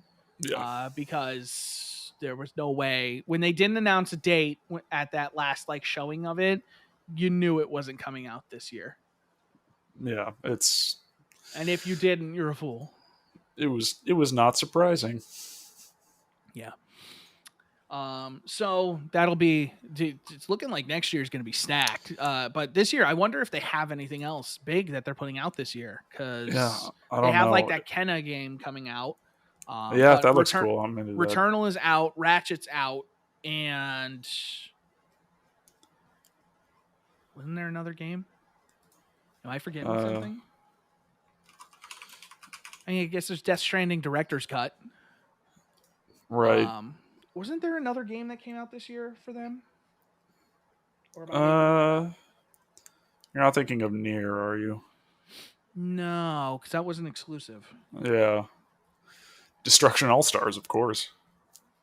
That wasn't the one I was thinking of. That's technically accurate. Yeah, maybe there wasn't. Yeah. But I know next year... Yeah, next year is Horizon. All of the COVID delayed games. It'll be Horizon. It allegedly will be God of War. And it will be Gran Turismo. Mm-hmm. And then you would think maybe another something Spider-Man. Yeah, maybe. Whatever the main Spider-Man team is working on. Mm-hmm. Maybe that co-op adventure that we hope we were having at the end of Miles Morales. Yeah. That would be dope, dude. Dibs on Miles Morales. Sure, that's fine. You can have Peter Parker. I don't give a shit. Yeah. I don't. Yeah, it's interesting to see what holiday will look like this year because so many games have been delayed and how dry it's going to be. Yeah, so many games have been delayed to next year. Yeah. You know what hasn't been delayed though? Activision Blizzard being shit. Oh, yeah, sure. Yeah, that's an everyday occurrence, and that's something you can count on. Such as executive Fran Townsend adding some of her employees on Twitter with an article about how whistleblowing is bad, and then proceeding to block employees on Twitter. Yeah, checks out. Because it turns out that when you hire a Bush administration torture apologist, you don't get a very personable executive. No. I know, it sounds crazy. That sounds crazy. But the truth must be revealed. Yeah, that whole situation there is just... Ugh. It was refreshing today because I was on Twitch for the first time in a couple days, during the day, where a lot of the bigger streamers are on. Yeah. And watching the people who normally play Warzone, seeing them playing like Apex and stuff like that, one, warms my heart because Apex is my battle royale of choice.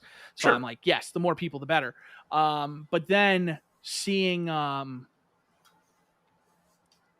just seeing that here's these guys who that's their main game, and now they're playing Apex is very refreshing to see, because it's like, that's, as much solidarity as they can show, and just being like, hey, while this is going on, we're not going to play this game because clearly what's going on, we can't continue to support that, and right. I think that's a responsible decision on the part of those streamers. And it's a good opportunity. Who would have thought EA, multi-time worst company to work for, worst company in the fucking world, would actually come out of this and just be like, hey, they're not so bad. Nothing's come out, and they just had an event. Like, you would think if they just had their big event and they revealed all that stuff, which was actually a pretty good event. I don't know if you watched any of that. No, but it was I wasn't actually, able to get. No. It was the best one they've had in years. Oh, nice. Yeah, it was not super cringe or anything. It was totally fine. Like, it was an enjoyable show. I left it satisfied, which is better than I could say about a lot of stuff they showed at E3 this year. Yeah, that's fair. So, yeah, nothing's come out from them. Well, Ubisoft is on fire. Fire that's been going for like 2 years now. And then Activision Blizzard is trying to catch up as quickly as they can by just lighting a bigger, more uncontrolled fire. And then Bobby Kotick just like fanning gasoline and just being like, we're taking the steps, just lighting matches. Yeah, we're fine. We're just going to, we've got these plans in place. We brought in this anti-union law firm that we're friends with, and they're going to help us like really fix this stuff. And Fran Townsend is blocking people on Twitter. So like, that's good, because, now we don't need to worry about that. Yeah, it's all terrible there, man. Oh my God, what a joke. Blizzard president J. Allen Brack stepped down and is leaving Activision, as he is also a part of the lawsuit. He was named in the lawsuit against Activision Blizzard. J. Allen Brack, famously a part of the panel where a woman asked, if they could stop making characters out of beauty catalogs or out of Victoria's Secret catalogs, to which not him, but a current member of the World of Warcraft team replied, which catalog would you like us to pull them from? I'm paraphrasing, of course, but J. Allen Brack was a part of that, and he made his own series of jokes, and haha, funny at the time, but imagine being that person and imagine being right. Kind of crazy. So Brack getting out of there is actually quite a good thing. It sounds like the two people taking over are Jen O'Neill, Executive Development VP Jen O'Neill, and the GM Mike Yabra, who is also a former Xbox executive. The funny thing... Oh, and Activision Blizzard's top HR executive, Jesse Meshunk, I think is how you say that. Thank you. Has also left the company. So here's a funny thing, and I'm not trying to lighten the situation here. It's good that Brack is leaving, because obviously there needs to be change, because he is overseeing a very downward spiral of the company that he inherited from the Mike Morhaime era, because everything that I have heard is a lot of the reason he left apparently was because they knew this investigation was going to be coming and that they were going to get shit for it. So that's why a lot of people, like high-ranking executives, got out when they did. And, Mike Morhaime is sitting there on Twitter like, oh, I failed the women of Blizzard. And it's like, boy, I hope you don't fail the women at your new company. Right? Like, here's your chance, Mike. Do the right thing. Here's a funny thing, though. So Mike Morhaime was the last CEO of Blizzard when Blizzard arguably had its most autonomy. Right. J. Allen Brack was president of Blizzard. And Jen O'Neill and Mike Yabra are co-leaders at Blizzard, as Activision continues to fold Blizzard into their corporate structure. So it seems like Blizzard is losing more and more autonomy, And it increasingly seems like the Blizzard of the past is gone, which is probably a big reason why, folks like Papa Jeff, who I really, really hope he kept his nose above water. I really hope that Jeff Kaplan was a good guy, as good a guy as he seemed to be. Yeah. And I'm not trying to play favorites. If he's a scumbag, he's a scumbag, and there's no, making up for that. But he really seemed like he wasn't. He seemed like one of the good guys. Yeah. He's one of those people that who gets the guy, you really hope a guy like him, had a good, head on his shoulders. And you hope he left because of that, and maybe he couldn't talk about it because of the pending litigation. Right. But yeah, it increasingly seems like Blizzard is fading away, and they're not going to be. We're not going to talk about Blizzard the way we talk about Blizzard. Blizzard's just going to be another developer for Activision.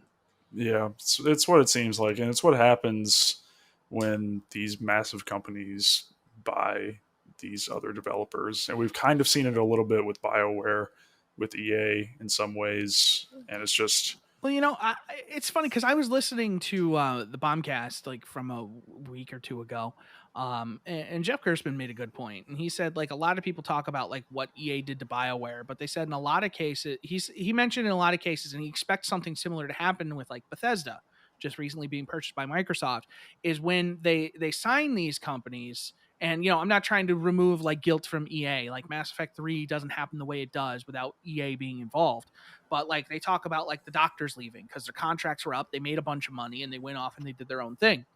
And that's the thing is you give these people all this money for their company and their contract runs out. They're going to take EA's money and go somewhere else and either start over doing what they want to do because now they don't want to be a part of EA, or what have you. And I think EA is trying.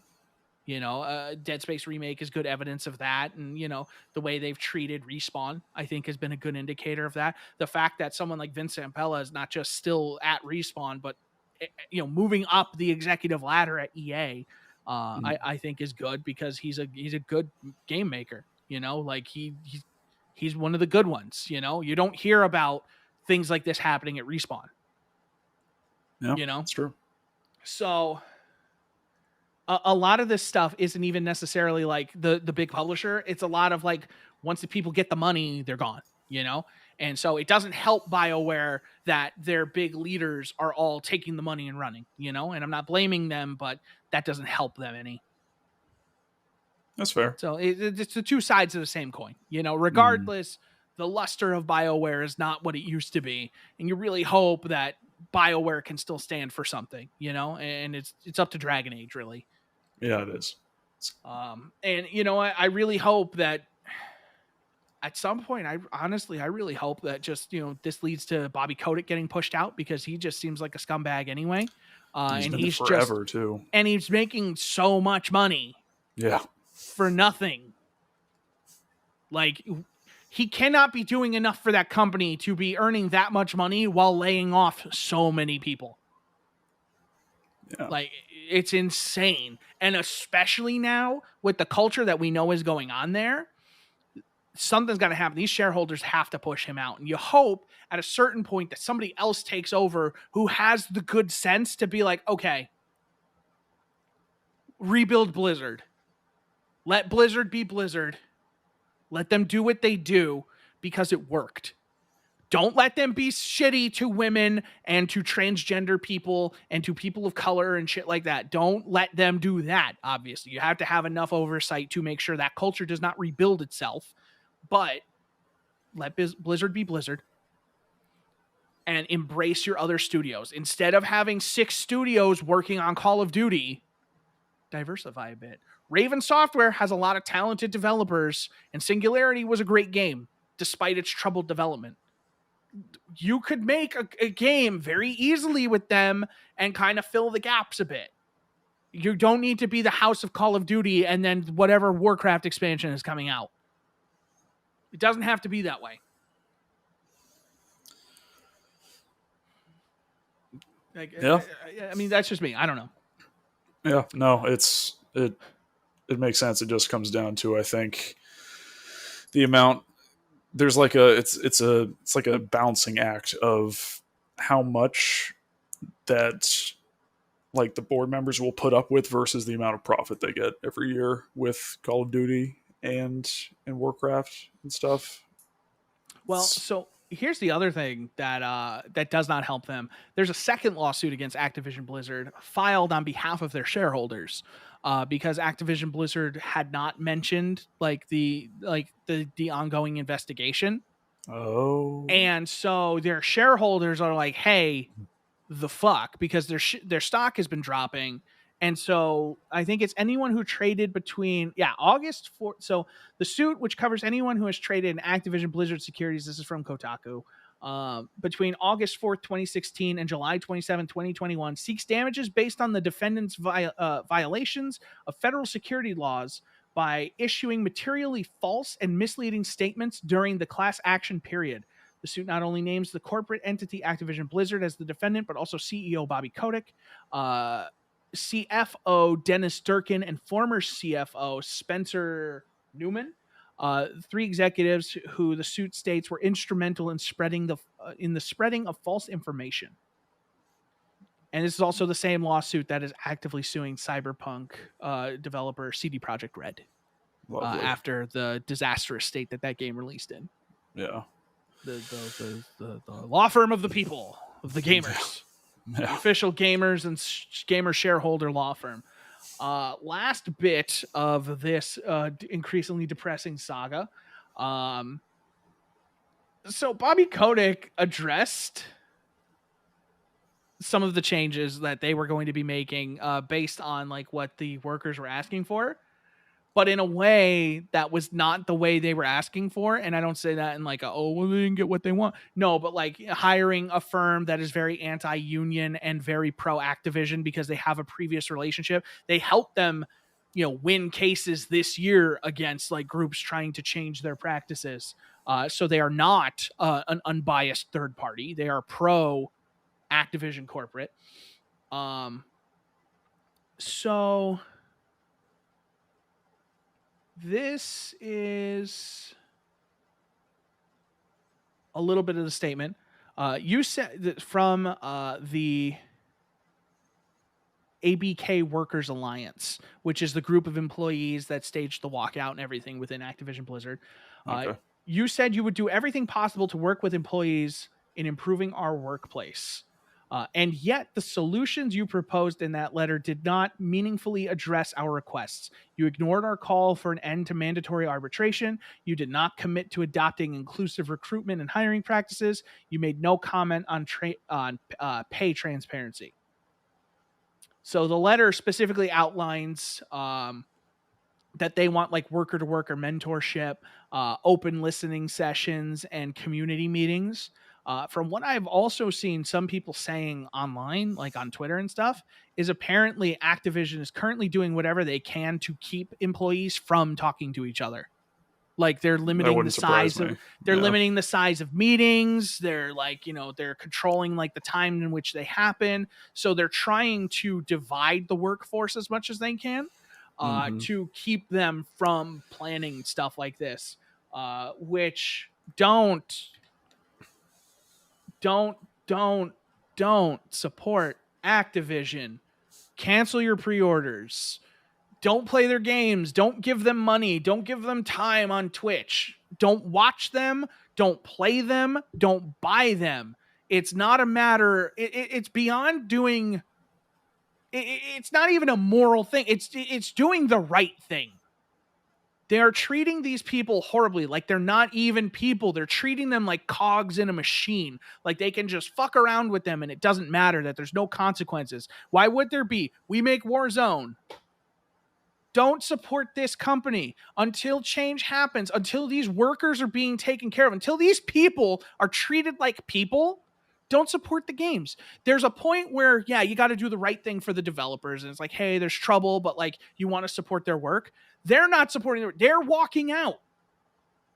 The work isn't worth it for them when they're giving up so much to do it. Don't support them. The workers will get paid right now. They can't let these people go. Not while all this is going on. Don't support the company. Let that stock drop and let these executives pay the price as they should be. Let this company be held accountable. Do the right thing. That's all I'll say. Do the right thing. Couldn't have said it better myself. Black Lives Matter, everybody. For our audio listeners, he is wearing a shirt. I didn't plan it. It just happened. It was next in the rotation. But it still needs to be said. And you know what? Women getting fair employment and treatment matters. Transgender people getting fair employment and treatment matter. They matter. And without getting into I don't want to do that, but you know what I mean. These people matter. Do the right thing for all these people. Hold them accountable. Just like the developers of the Dead Space remake are holding themselves accountable, and they are looking into building a better Dead Space. Let's get to some happy news. Okay. Dead Space Remake is a complete rebuild of the original game. They've further clarified more on the project, but will also cut elements that didn't work. So one of the things is they have like one of the art designers from Dead Space 2, and they found their original notes for Dead Space 2, like from when they were developing the game. And they talked about how, they're using that to kind of guide some of the design language and kind of rebuilding some of those. So they have stuff where they've cut, they cut stuff in the original Dead Space because it was just too ambitious at the time. And they're looking at putting some of that stuff back in because it's a lot easier to do now. They're going to cut some things out because they just, they don't need to be there anymore. I'm hoping maybe it's the shoot the asteroids minigame. Yeah, that was not great. Get it out. We don't need it. Maybe once. But we don't need it. In between 2005 and like 2012, you had to have a turret sequence in every game. Yeah. We don't need it anymore. We don't need it. That's a bad to get rid of it. They've talked about borrowing elements from the newer games, like the how you navigate zero gravity in Dead Space 2 and 3 compared to 1. And that's something that they're going to bring back. So they said it's being fully rebuilt in Frostbite, new assets, new character models, new environments. Even though we're basing those on the original designs, there are new parts. And this is from, hold on. The quote is from the game's creative director, Roman Campos Oriola, I think is how you would say that. Making this statement, all new assets, character models. There are new parts, new props, new collision models, and so on. We're rebuilding everything from scratch, but we're keeping the same story and the same structure. He also went on to mention, I'm reading this from the Collider to give credit where credit is due.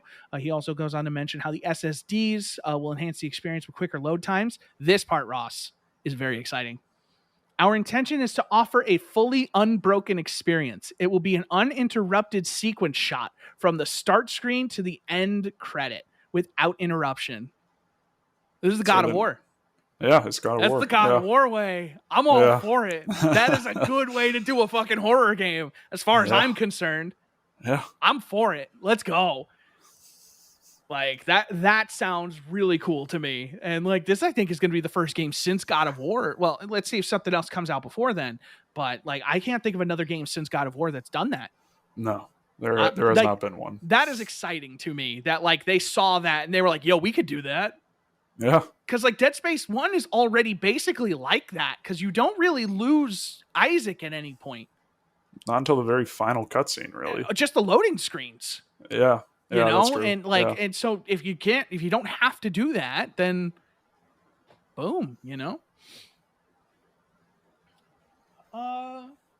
Yeah, they talked about some of the volumetric effects, how they don't have to do sprites and they can really like thicken like the air in the room and stuff like that. They said the main, like they emphasize that the main source of inspiration is the original Dead Space. They're following the story and the art direction out of respect for the original. So sense. I really I'm highly optimistic for this game. Yeah, this could be kind of the rebirth that the franchise needs. Yeah, and it's funny because I was here again. When I was listening, they were talking about how Because remember, the first Dead Space came from the devs really loving Resident Evil 4. And right. from what I heard, is Resident Evil 2 Remake was what led them to decide, hey, we really should redo Dead Space. Huh. Because they realized that, like, again, I've been saying it for years, here's this horror renaissance going on where these AAA horror games are coming out and people love them, and it's the perfect environment for a Dead Space to thrive, and they're finally doing it. I hope that they get it out in time to be meaningful. Yeah. But like, they should have done this 2 years ago, as far as I'm concerned. Yeah. Well, at the very least, they have the bones of the game, and they know exactly where the game is going and the story and everything. So that should hopefully let them get it out in a little bit more of a timely fashion. And the exciting part too is that it sounds like there's going to be enough different that someone like me who knows the ins and outs of the original Dead Space, granted, I haven't played it in a couple years, but like, so it's not going to be all immediately familiar, but like just being able to see some of that stuff and knowing like, oh, okay, I remember this, but also having some new stuff to interact with is going to be really exciting. And seeing like, hey, maybe do they change the ending a little bit? How do they change some things? Do they do more with 7 that first remake? Game? Yeah.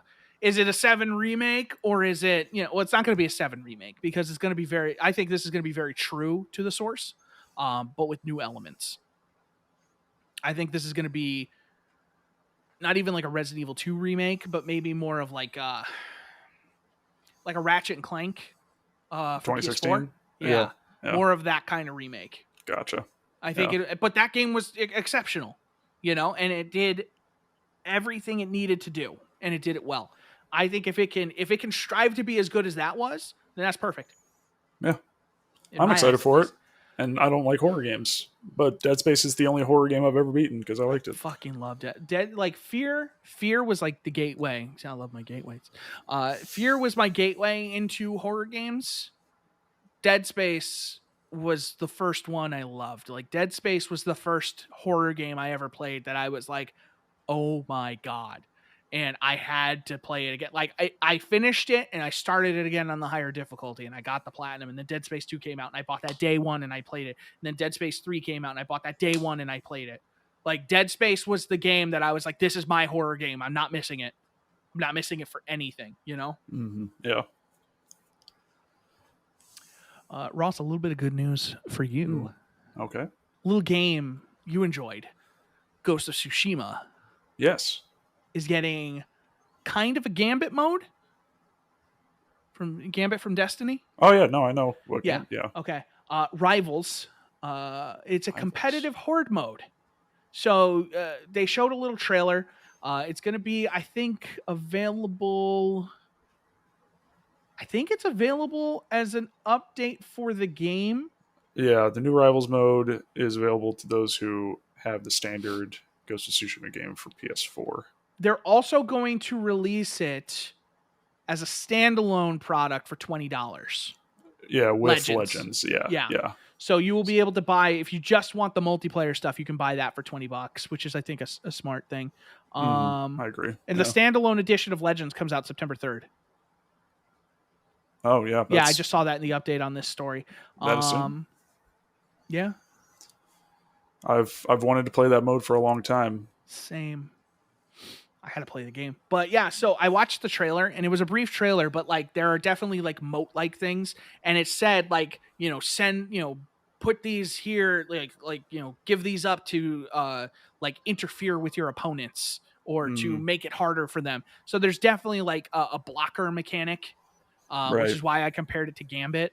Yeah, sure. So it seems cool. I don't know if there's like an invasion mechanic. I don't think so because it looked like it was a 2v2. But it seemed cool. Yeah. And it's just basically like the first one to clear like all their enemies wins. Yeah, that is, I mean, Ghost of Tsushima is an incredible game, and that combat in that kind of setting, super dope. I like that they're doing a lot of crazy stuff with Ghost of Tsushima. Yeah, like, me too. I like that. I don't know if it's like, I don't know what it is, but like Sony is just like getting kind of crazy again. And like, I know like it was only a few months ago that we were like, yo, Sony needs to start taking more chances. And like, here they are just being like, fuck it. Just do it. Just whatever. Here's Sucker Punch. Just like kind of getting a blank check for just do it. Yeah.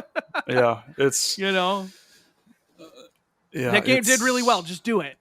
Yeah. Is the fastest selling PlayStation game of all time or something like that. I think fastest selling new IP. Yeah. Fastest selling new IP. Gotcha. Yeah, that's good for everyone because that game, if you haven't played Ghost of Tsushima, you should play Ghost of Tsushima because that is a phenomenal game. Yeah, I will be playing it soon. Someday. Yeah. Last bit of news. I wanted to make sure you were here for this, Ross. Okay. So AMD and Valve, this is going to sound like, gibberish at first, but hear me out, are working on a new CPU driver that could boost the performance of the Steam Deck. Yeah. Before it's even out. So there was that talk, I think it was like a week or two ago, where they said, they expect every game they've tested on it has hit at least 30 FPS at the resolution of the Steam Deck. So Andy and Valve are working on a better CPU performance scaling driver for Linux. So essentially, you know how like the PS5 has like its boost mode, so they can scale the CPU based on what the game requires. Mm-hmm. So the way that they're doing it right now is using an older driver for that because it's for Linux. So it's using an older driver, which isn't as good at scaling the CPU. It's not as good at reacting to the needs, which results in lesser performance. Effectively, by creating this new driver, it's going to allow the system to better regulate the CPU frequency. So that way, if a game needs more CPU horsepower, it will be able to properly crank it. Oh, okay. And then if a game doesn't need as much, then it can tone it down so that the system can continue to run better for longer. Oh. Ultimately, this might be the difference between, a game running at, 30 plus to, maybe 60. Yeah, that's awesome. Depending on how this scaling works. So, and the fact that they're figuring this out before launch is even better. They're not waiting for it to get in people's hands and then people being like, hey. Yeah, so the Zen 2 designs right now use the CPU Freak driver, which is not very performance to power efficiency efficient. So this resulted in poor frequency scaling. I'm reading this from Tom's Hardware. To improve the scaling, AMD has used the collaborative processor performance control, a part of the ACPI specification, which provides a generic improvement for all newer Zen designs. If AMD decides to design a vendor-specific driver for Valve, it's possible that the solution couldn't scale to other platforms and would remain exclusive to Steam Deck. But I imagine that they're going to do something probably for Linux because AMD has historically been pretty pro Linux with like the Vulkan, like GPU drivers and stuff like that. Or the Vulkan, like, I don't remember the word for it. The fuck. It's like the DirectX. Vulkan is their DirectX equivalent, and it's very good on Linux, and it's what allows a lot of games to run really well on Linux. Mm-hmm. Okay, so that's basically what it is. I just can't think of the exact term right now, but yeah, I think that's really exciting. I think it's cool that they're getting ahead of that and that they're, addressing that before people have to complain about it. Not that people I don't think would be complaining. Yeah, it feels like from everything I've seen so far in this story, it feels like Valve really did learn their lesson from the Steam machines. Yeah, and they're really trying to put a lot into this to make sure it doesn't kind of repeat history and that it's actually a successful device. I feel like Valve really wants this to be successful. I feel like Valve wants this to be hardware they can continue to iterate on, and they can do like a Steam Deck, 2023 or 2024, and keep releasing new versions of it, that can continue to kind of drive that lower end market up, and something that they'll be able to continue to build on. Nat, pleasure to see you in the chat. Hey, Nat. What's up, buddy? All right, but that was everything I pulled. There was a lot. I know it was a lot of heavy stuff with the Activision Blizzard stuff, but some good news mixed in there. Some Yeah. exciting stuff. Would you like me to go over the Games with Gold and PlayStation Plus games for the month of Do we want to August? do that IGN thing too? Oh yeah, Yeah. yeah. Let's do the IGN thing. Let's do that. So Ross saw this just before we went live, and I asked him if he wanted to discuss it, and he said yes. So IGN today posted an article titled "The Best PlayStation Exclusives of All Time." So starting from PS1 through PS5, and they ranked them 10-1. So I don't know how you want to go about doing this. Let's do 10-1. Okay. I didn't know if you... Okay. Yes. Oh, what, do you want me to guess? There's so many, it doesn't make sense, I feel like. But we can talk about them as we reveal them. Okay. Well, okay. Did you have another way you wanted to do it? Absolutely not. No. Okay. Number 10. And I agree with this because it's the only realistic driving game I've put a decent amount of time into, which is Gran Turismo 3 A-Spec for the PS2. Okay. Yes. I'm almost surprised it's not a little higher. Yeah. Number 9. This one surprised me a little bit.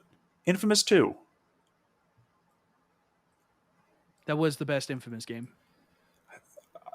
It's one of those situations where I recognize it's a better game than 1, but I like the setting better in 1, I think. That's fair. 2 is definitely a better game, though. Yeah. Number 8. It's a Ratchet and Clank game. Which Ratchet and Clank game is it? Here's a guess. Up Your Arsenal? Correct. Yeah. That's the popular pick. I would have said A Crack in Time, but that's me, and Up Your Arsenal is everyone's favorite. Yeah. That was the game that made Ratchet and Clank a household name. Mm-hmm. Yeah. That was the one. Number 7. This one I'm surprised is not a little bit higher. Shadow of the Colossus. Yeah, that seems like a number 4 to me. Yeah.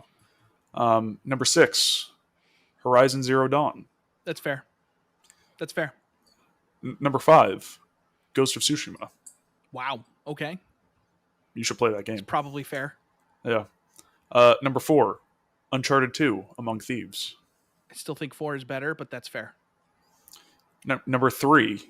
Again, compared to some of the other ones, I feel like it's a great game, but I feel like it's a little high. Marvel Spider-Man. It's a little high. It's a little high. It's a little high. Number 2. The original Last of Us. Number 1 is God of War. Number 1 is God of War 28. Hell yeah! So, yeah, I don't have too many problems with the list. There's a couple I might move around, and I know Last of Us Part 2 wasn't so divisive, but I would have put that in I there would somewhere. probably bump.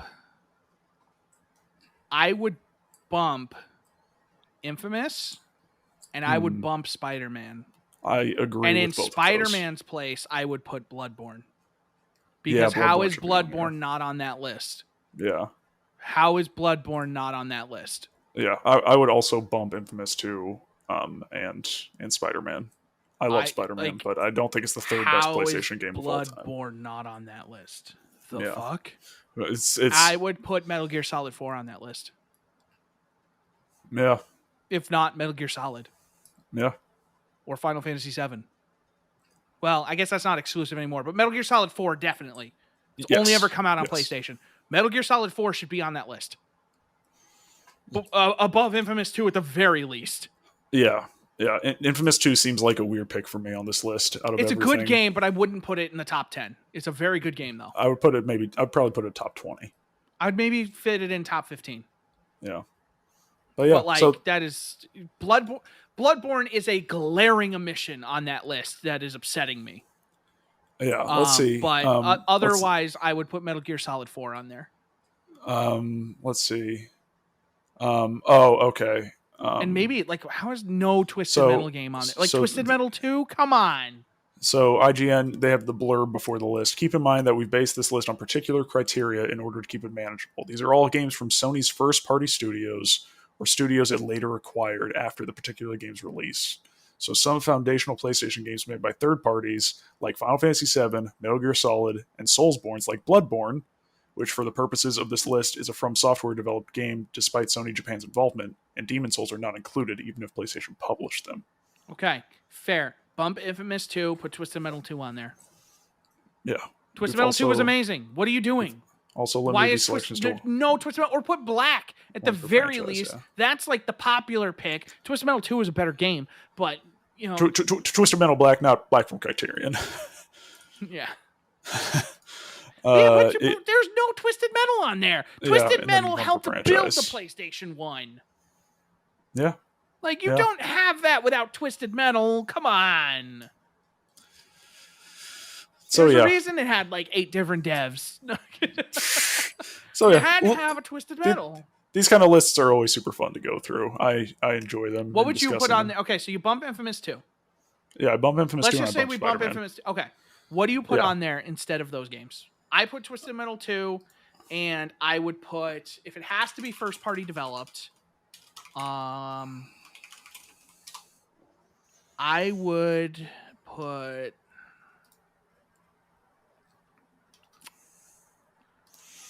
this might sound crazy, but I might put like a Killzone 2 on there. You're right. That does sound crazy. I would put Killzone 2 in that same kind of tier as Infamous 2, to be honest. I just think Killzone 2 was a very like big game for its era, and Killzone 2 also like reviewed really well, sold really well. I'm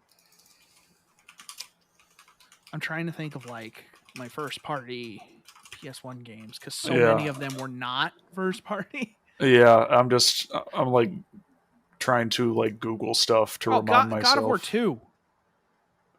One entry per franchise on the list was one of the other caveats, Okay. or else I would have put Last of Us Part 2 on there. Okay, well that starts to make more sense why Infamous 2 is on there. Yeah, because if you're going to put that many requirements, then yeah, Infamous 2 starts to fit the bill at that point. Yeah, it's just first party stuff, man. Medieval. There you go. For its time, it was important, man. You know, Medieval was great.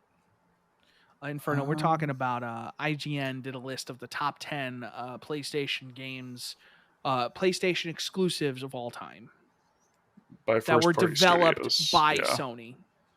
A lot of caveats there. Yeah. I don't know. Sony hasn't always made the best games on their platform. Recently, they have. Yeah. Yeah, I don't know. Maybe I do keep Spider-Man, but I definitely move it to the bottom of the list. Yeah, maybe I keep Spider-Man, but I put Twisted Metal 2 on there. 100%. I would still bump Infamous 2 from the list. Yeah, no, bump Infamous and put Twisted Metal. I'm telling you, like that's fair. There needs to be a Twisted Metal game on that list.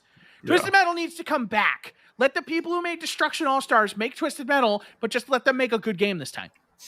Oh, okay, perfect. I mean, the blueprint is there.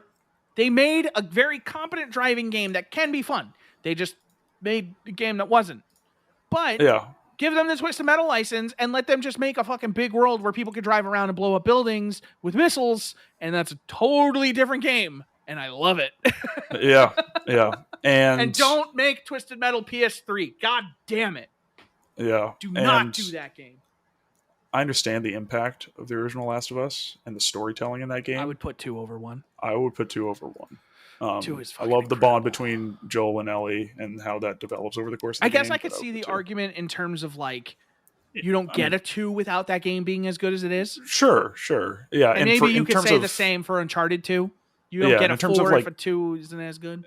In terms of impact, in terms of how it kind of changed storytelling in the industry, Last of Us, the original, is I get it. There wasn't even like a SOCOM on that list. No SOCOM. No. Like SOCOM 2, I feel like is legendary. Yeah. They got a Gran Turismo game, which I think was the correct Gran Turismo game. Yeah. They got a Ratchet and Clank game. Which is it is technically the correct Ratchet and Clank game. They have an Uncharted game. And then it's crazy how much of those are like more modern. Yeah. Out of the top 10, there are 0 PlayStation 1 games. There is 1 because they didn't put Twisted Metal 2. 3. There are 3 PlayStation 2 games. And then 1, 2, 3 PlayStation 3 games, and then the rest are PlayStation 4 games. Yeah, there's not a single PlayStation 1 game, which I find a little nuts. Inferno asks, what is our ranking of the God of War games? I'm- 2018, yeah, starting go ahead. top to bottom. 2018, 2, 3, 1. I'm only counting mainline numbered entries. I'm not counting the Ghost of Sparta, and I'm not counting Chains Chains of of Olympus. Olympus. Yeah. 2018, 2, 3, 1. Yeah, I can't speak to that because I've only ever beaten 2018 and Chains of Olympus, but I really enjoyed both of them. You should just agree with me. I trust. Sure. I promise you wouldn't. No, you wouldn't be it's wrong. that's the popular consensus is that order. Because that's anyway. the thing So is yeah, Cory Barlog, everyone else. God of War 2 is a great game, and if any of those original games could get like a modern remaster, that one. Yeah. Like Inferno, if you were somehow speaking about Gears of War, that goes 3, 2, 1. 3, 2, 1. Yeah. Well, no, 3, No, 2, 3, 2. 5, 4, 1. I haven't beaten 5 yet, so I'm not 3, sure 2, about 5, 4, 5. 1. 2, 3, 5, 4, 1. Yeah, that's fair. Yeah, One is a bad game now. I don't know if you've played Gears of War, the original, in any reasonable amount of time. That is a Not bad recently. game. Yeah, It has not recently. aged well at all. Mm. And then they did that like remaster of it, and it was busted. Yeah, I feel like, you know what would be fun? You know how we started the PlayStation All-Stars Battle Royale Dream roster for a sequel? Oh shit, do we need to go back to that? Maybe not tonight, but I think we should. I also think it would be fun to Inferno's ranking of Gears of War 2, 3, 5, 4, 1. I think. Oh, God of War. Gotcha. Wait, is it Gears of War or God of War? Because there's no God of War 5. Yeah, that's why I thought it was Gears of maybe War. it is Gears of War. Because we just started talking about Gears of War. Yeah, Gears. Oh, okay. 2, 3, 5, 2, 4, 3, 1. 5, 4, 1. I'll allow it. I think Yeah. 3 tells a better story, but 2 was such an improvement over 1. It was kind of like Uncharted 1. It was like Uncharted 1 to Uncharted 2. Yeah. 1 is the only Gears game that's genuinely bad by today's standards. But in addition to the All-Stars Battle Royale Dream roster, I think it would be fun, and I'm not sure if this is a podcast thing or maybe a video thing at some point, but I think it would be cool to have our own personal like top 10 PlayStation exclusives of all time list, like our personal list. I was thinking of doing a thing like you know how like Kotaku does those lists of like the 12 best games for on each console. The thing is if we're getting away from like the printed, like the web page, yeah, I don't know how we maintain that as a podcast. I think it becomes a video, and we have a lot of B-roll of the games as we talk about them. I think that's how that goes. I'm down for that. Yeah. I think but the thing is it's something that we would update. Yeah, we would put in the title like this year edition or whatever. Okay, yeah, and then we can reuse old B-roll if it's yeah. Okay, I'm down. We should do that. Because that's, dude, spreadsheets and lists. I love them. That's our probably, anti-drug. I'm probably going to start a Google Keep note after this podcast and start thinking about my like top 10 exclusives for each platform. It's got to be. We got to decide on one. Well, we have to decide on criteria. Yes, also. So we should do that. But these are our personal lists, so I feel like the criteria can be way more lax. I think just as a blanket criteria.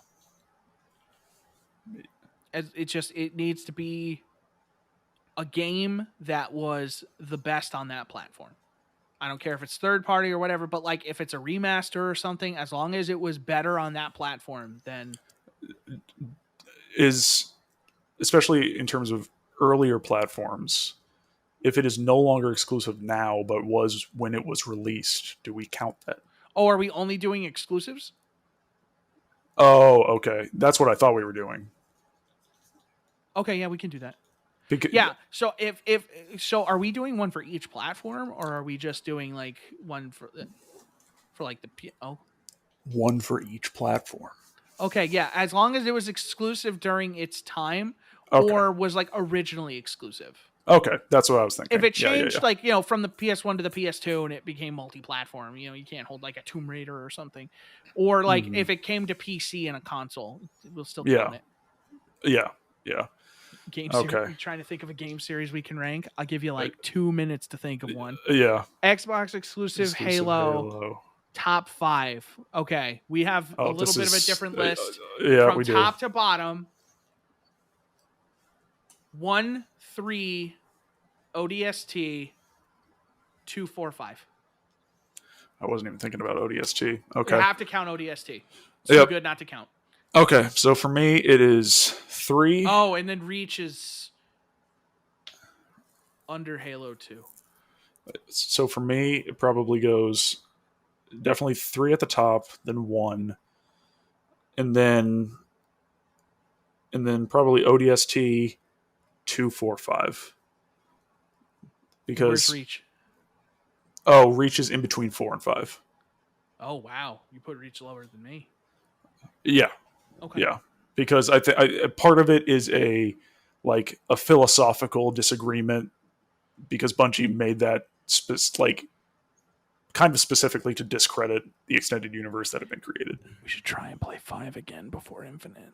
It'll only take like 2 hours, so that's fine. 3 is the best. Fuck 4. Reach is underrated. Reach is overrated. That's the problem. People think Reach is underrated. Reach's campaign is ass, and it has the most phoned-in dialogue. That was definitely the game that Bungie was done with. The multiplayer is good. It's not as good as 3. I'm going to say it. Reach's campaign is no bueno.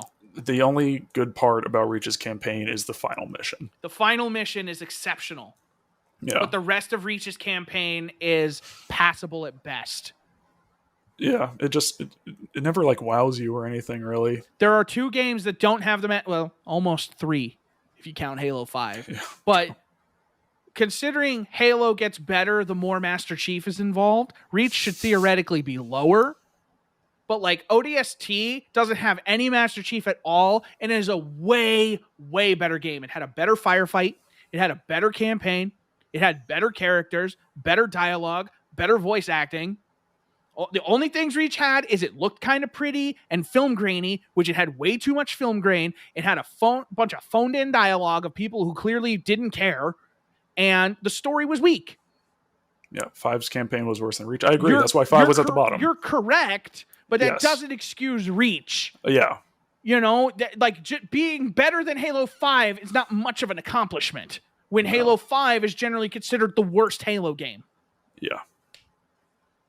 Yeah. 5 had the potential. The campaign had the potential and then to be top tier. And then they oversold it. And then the marketing was better than the actual game was. They should have had the marketing team write the campaign.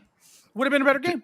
Dude, Hunt the Truth was so good. Hunt the Truth was so good. I remember watching those commercials. The Master Chief is dead, and just being just seeing him getting up, and just the commercials where he's got the gun to Spartan Locke's head, and it's just dude, what is this game? And me just be what's gonna happen? And then Inferno, nothing is gonna happen. Why Inferno? You haven't played Halo 1 or 2? Inferno. Halo 1. You want to talk about a game that has aged well? Yeah. Halo goddamn Combat Evolved. Just don't play it in the remastered graphics. They're bad. They're not great. It's not good. Halo 2 remastered, totally acceptable. Exceptional remastering of Halo 2. They nailed it. Halo 1, don't touch it. Nope. I refuse to play that game in the updated graphics. They're too busy. They lost everything. They lost just atmosphere a lot of the time. It's overlit. It's oversaturated. It's too much. They were just hey, let's just make it modern. And modern just meant layers. Hey, you want to shoot something? There's a rock here. You can't see it though because new graphics, but there's a rock here. Yeah. Shit like that. Come on. See, this is what happens when we can start earlier for podcasts. Is because we can go a little bit longer. I'm not a horror game guy, so I haven't really. I've watched Let's Plays of all Resident Evils, but I haven't played them because they're not. I have only played an hour of Resident Evil 5. That is the extent of my Resident Evil experience. Though I do have Resident Evil 8 here somewhere, ready to be played. Chris. That's me. Ranking the Metal Gear Solid games.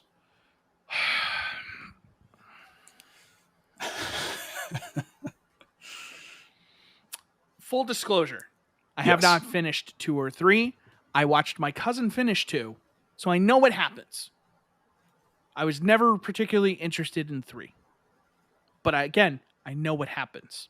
Yes. Take this with a grain of salt. Yes. 4, 1.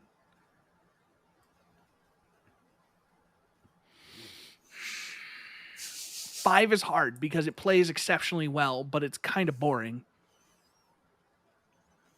I finished 5, so I feel like it needs to go higher because I actually finished it. It's your list. Put it wherever you want. 4, 1, 2, 3, 5. What's hard for me is I have beaten all of the games, and they're all like minimum 9 out of 10s for me.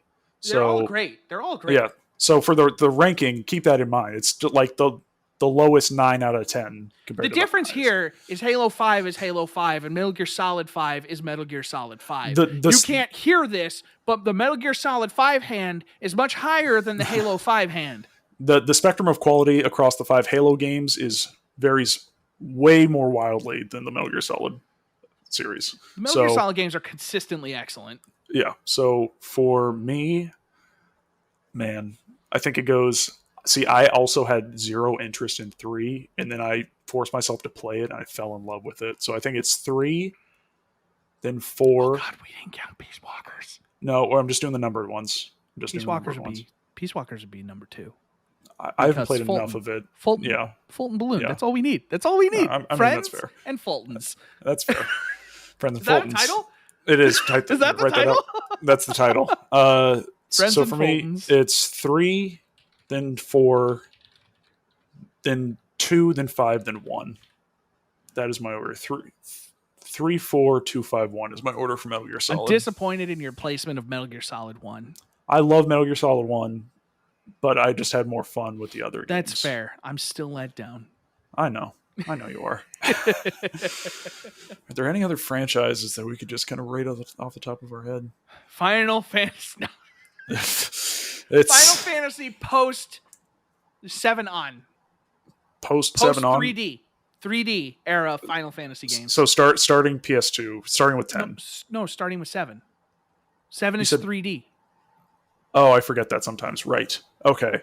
So yes. 7 through now. 7 through 15. Numbered Final Fantasies. Okay. Do we want to do sequels? Let's leave sequels out. Sequels are at the bottom. Confusing as it is. Okay.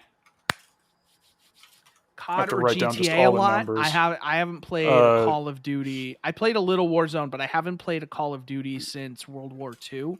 Yeah. And GTA I like from a distance. Yeah, it's Call of Duty. I haven't played a campaign since Ghosts, and I haven't been so good. And I haven't been I haven't played the multiplayer in any sort of dedicated way since Call of Duty 4. I just don't care. And then Grand Theft Auto, I hate how all Rockstar Games characters move and control. So again, I appreciate it from a distance, much like Chris. Do we count 7 Remake? I feel like we should rate the originals. Okay. The original releases. All right. 7, 8.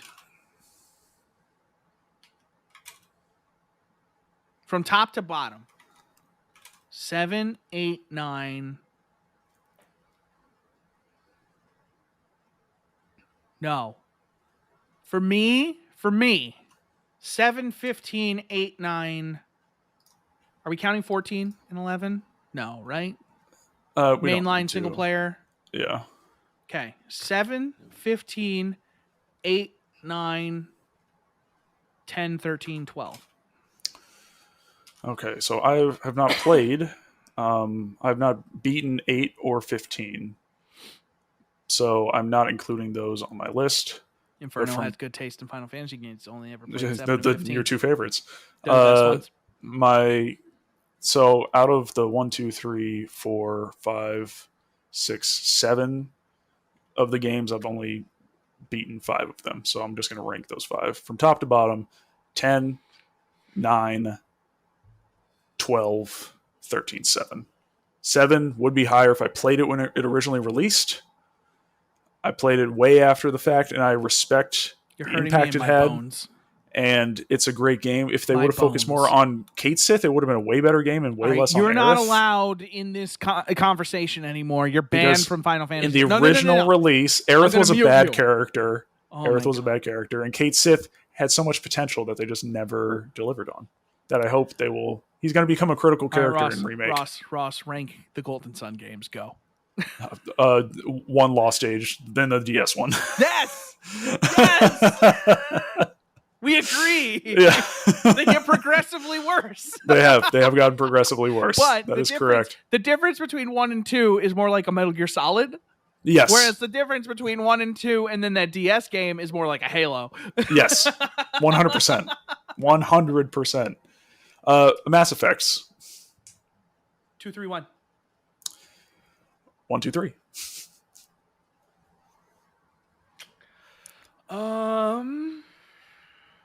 Batman, like the Arkham games. Night, Asylum, and City. Asylum, City, Night. I think they got worse as they went along, which is not a popular opinion. I liked the claustrophobic feel of Asylum Avengers versus the open movies. world stuff. Just the Avengers Just movies? the Avengers. Okay, so we have Avengers and then Age of Ultron.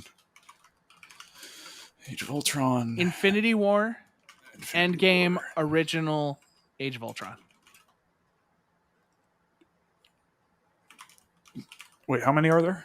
4.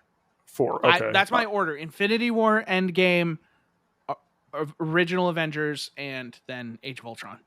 Mine is Endgame, Infinity War, Original, Age of Ultron at the bottom. I just really like the movie about Thanos. Oh, I get it. It's a great movie.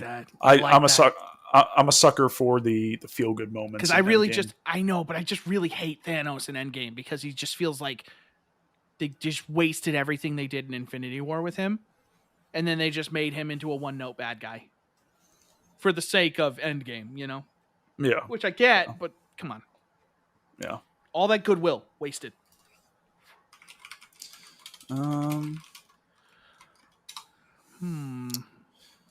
This has become our life now. Once we start, we can't stop. Yeah. It's a problem. Yeah. I don't know, man. It would just be me doing an Assassin's Creed list. And I don't want to revisit that in my mind right now. I'm too sad about it. Rank the BioShock games. 1 Infinite, and then I haven't beaten 2. I would actually say 1 Infinite 2. Wow, I thought you liked Infinite way more than 1. I like Infinite. Listen, I love BioShock Infinite, and I think it was one of the. I think it's exceptional, but like, it doesn't quite do what 1 did, and 1 was just a masterclass. Yeah, I agree. Rank the Titanfall games. 2-1.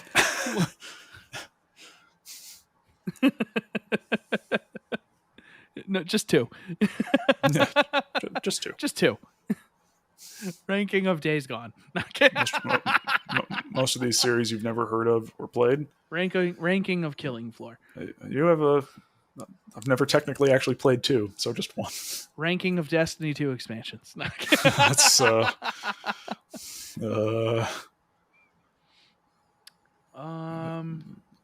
might be it. Yeah, that might be like the easy ones that we could like bang out right now. Especially the ones that we could both do. Like I could do Assassin's Creed, you could do Ratchet and Clank. I have no interest in the Far Cry games. You've played more of those than I have.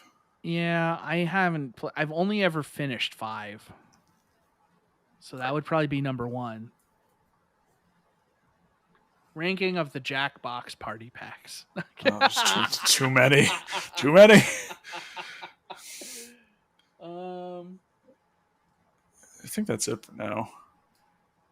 DMC, I'm not a Devil May Cry fan, really. Yeah. All the games you like, Bayonetta. Inferno, apparently I don't necessarily, I'm not into. Let's rank the Bayonetta games. 2-1. I've only played 1, but I'm going to say 2-1. In Bayonetta 2, you can dress up as Samus. It's true. So. You could do that in 1 as well. Oh, could you? Yeah.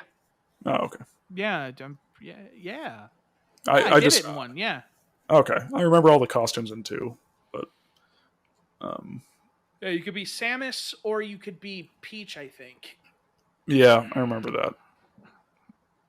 And I know as Samus, I think you could fire the cannon, which was You really could also cool. be Star Fox, I think. Maybe. I think there's a Star Fox costume. Yeah, I think that's it for now. I'm very excited about this. Us making our own top 10 personal lists for all these consoles. Yeah, I am down. I hope I have enough games for all of them. It's if you I didn't can't own an original right. Xbox, and I didn't play a ton on the GameCube. And if you can't, you can do top 5 on consoles you didn't play as much on. I think that's fine. Well, I mean, we're doing a group list though, right? Because are we doing I thought we were doing like an overall HalfGen list. So my thought, HalfGen's list. My thought, and I do this with my brother when we come up with NBA lists. We each come up with our own list, and then show them to each other, and then figure out the list out of those two. So when we do PC, can we do it by Windows releases? I'm going to have very little for PC. I'm going to put Word Muncher at the top. I love me some Word Muncher. Coin critters. A couple of housekeeping things before we leave. I did want to go over the PlayStation Plus games for August and the games with gold. So for PlayStation for August, on PS4, it's Plants vs. Zombies, Battle for Neighborville, and Tennis World Tour 2.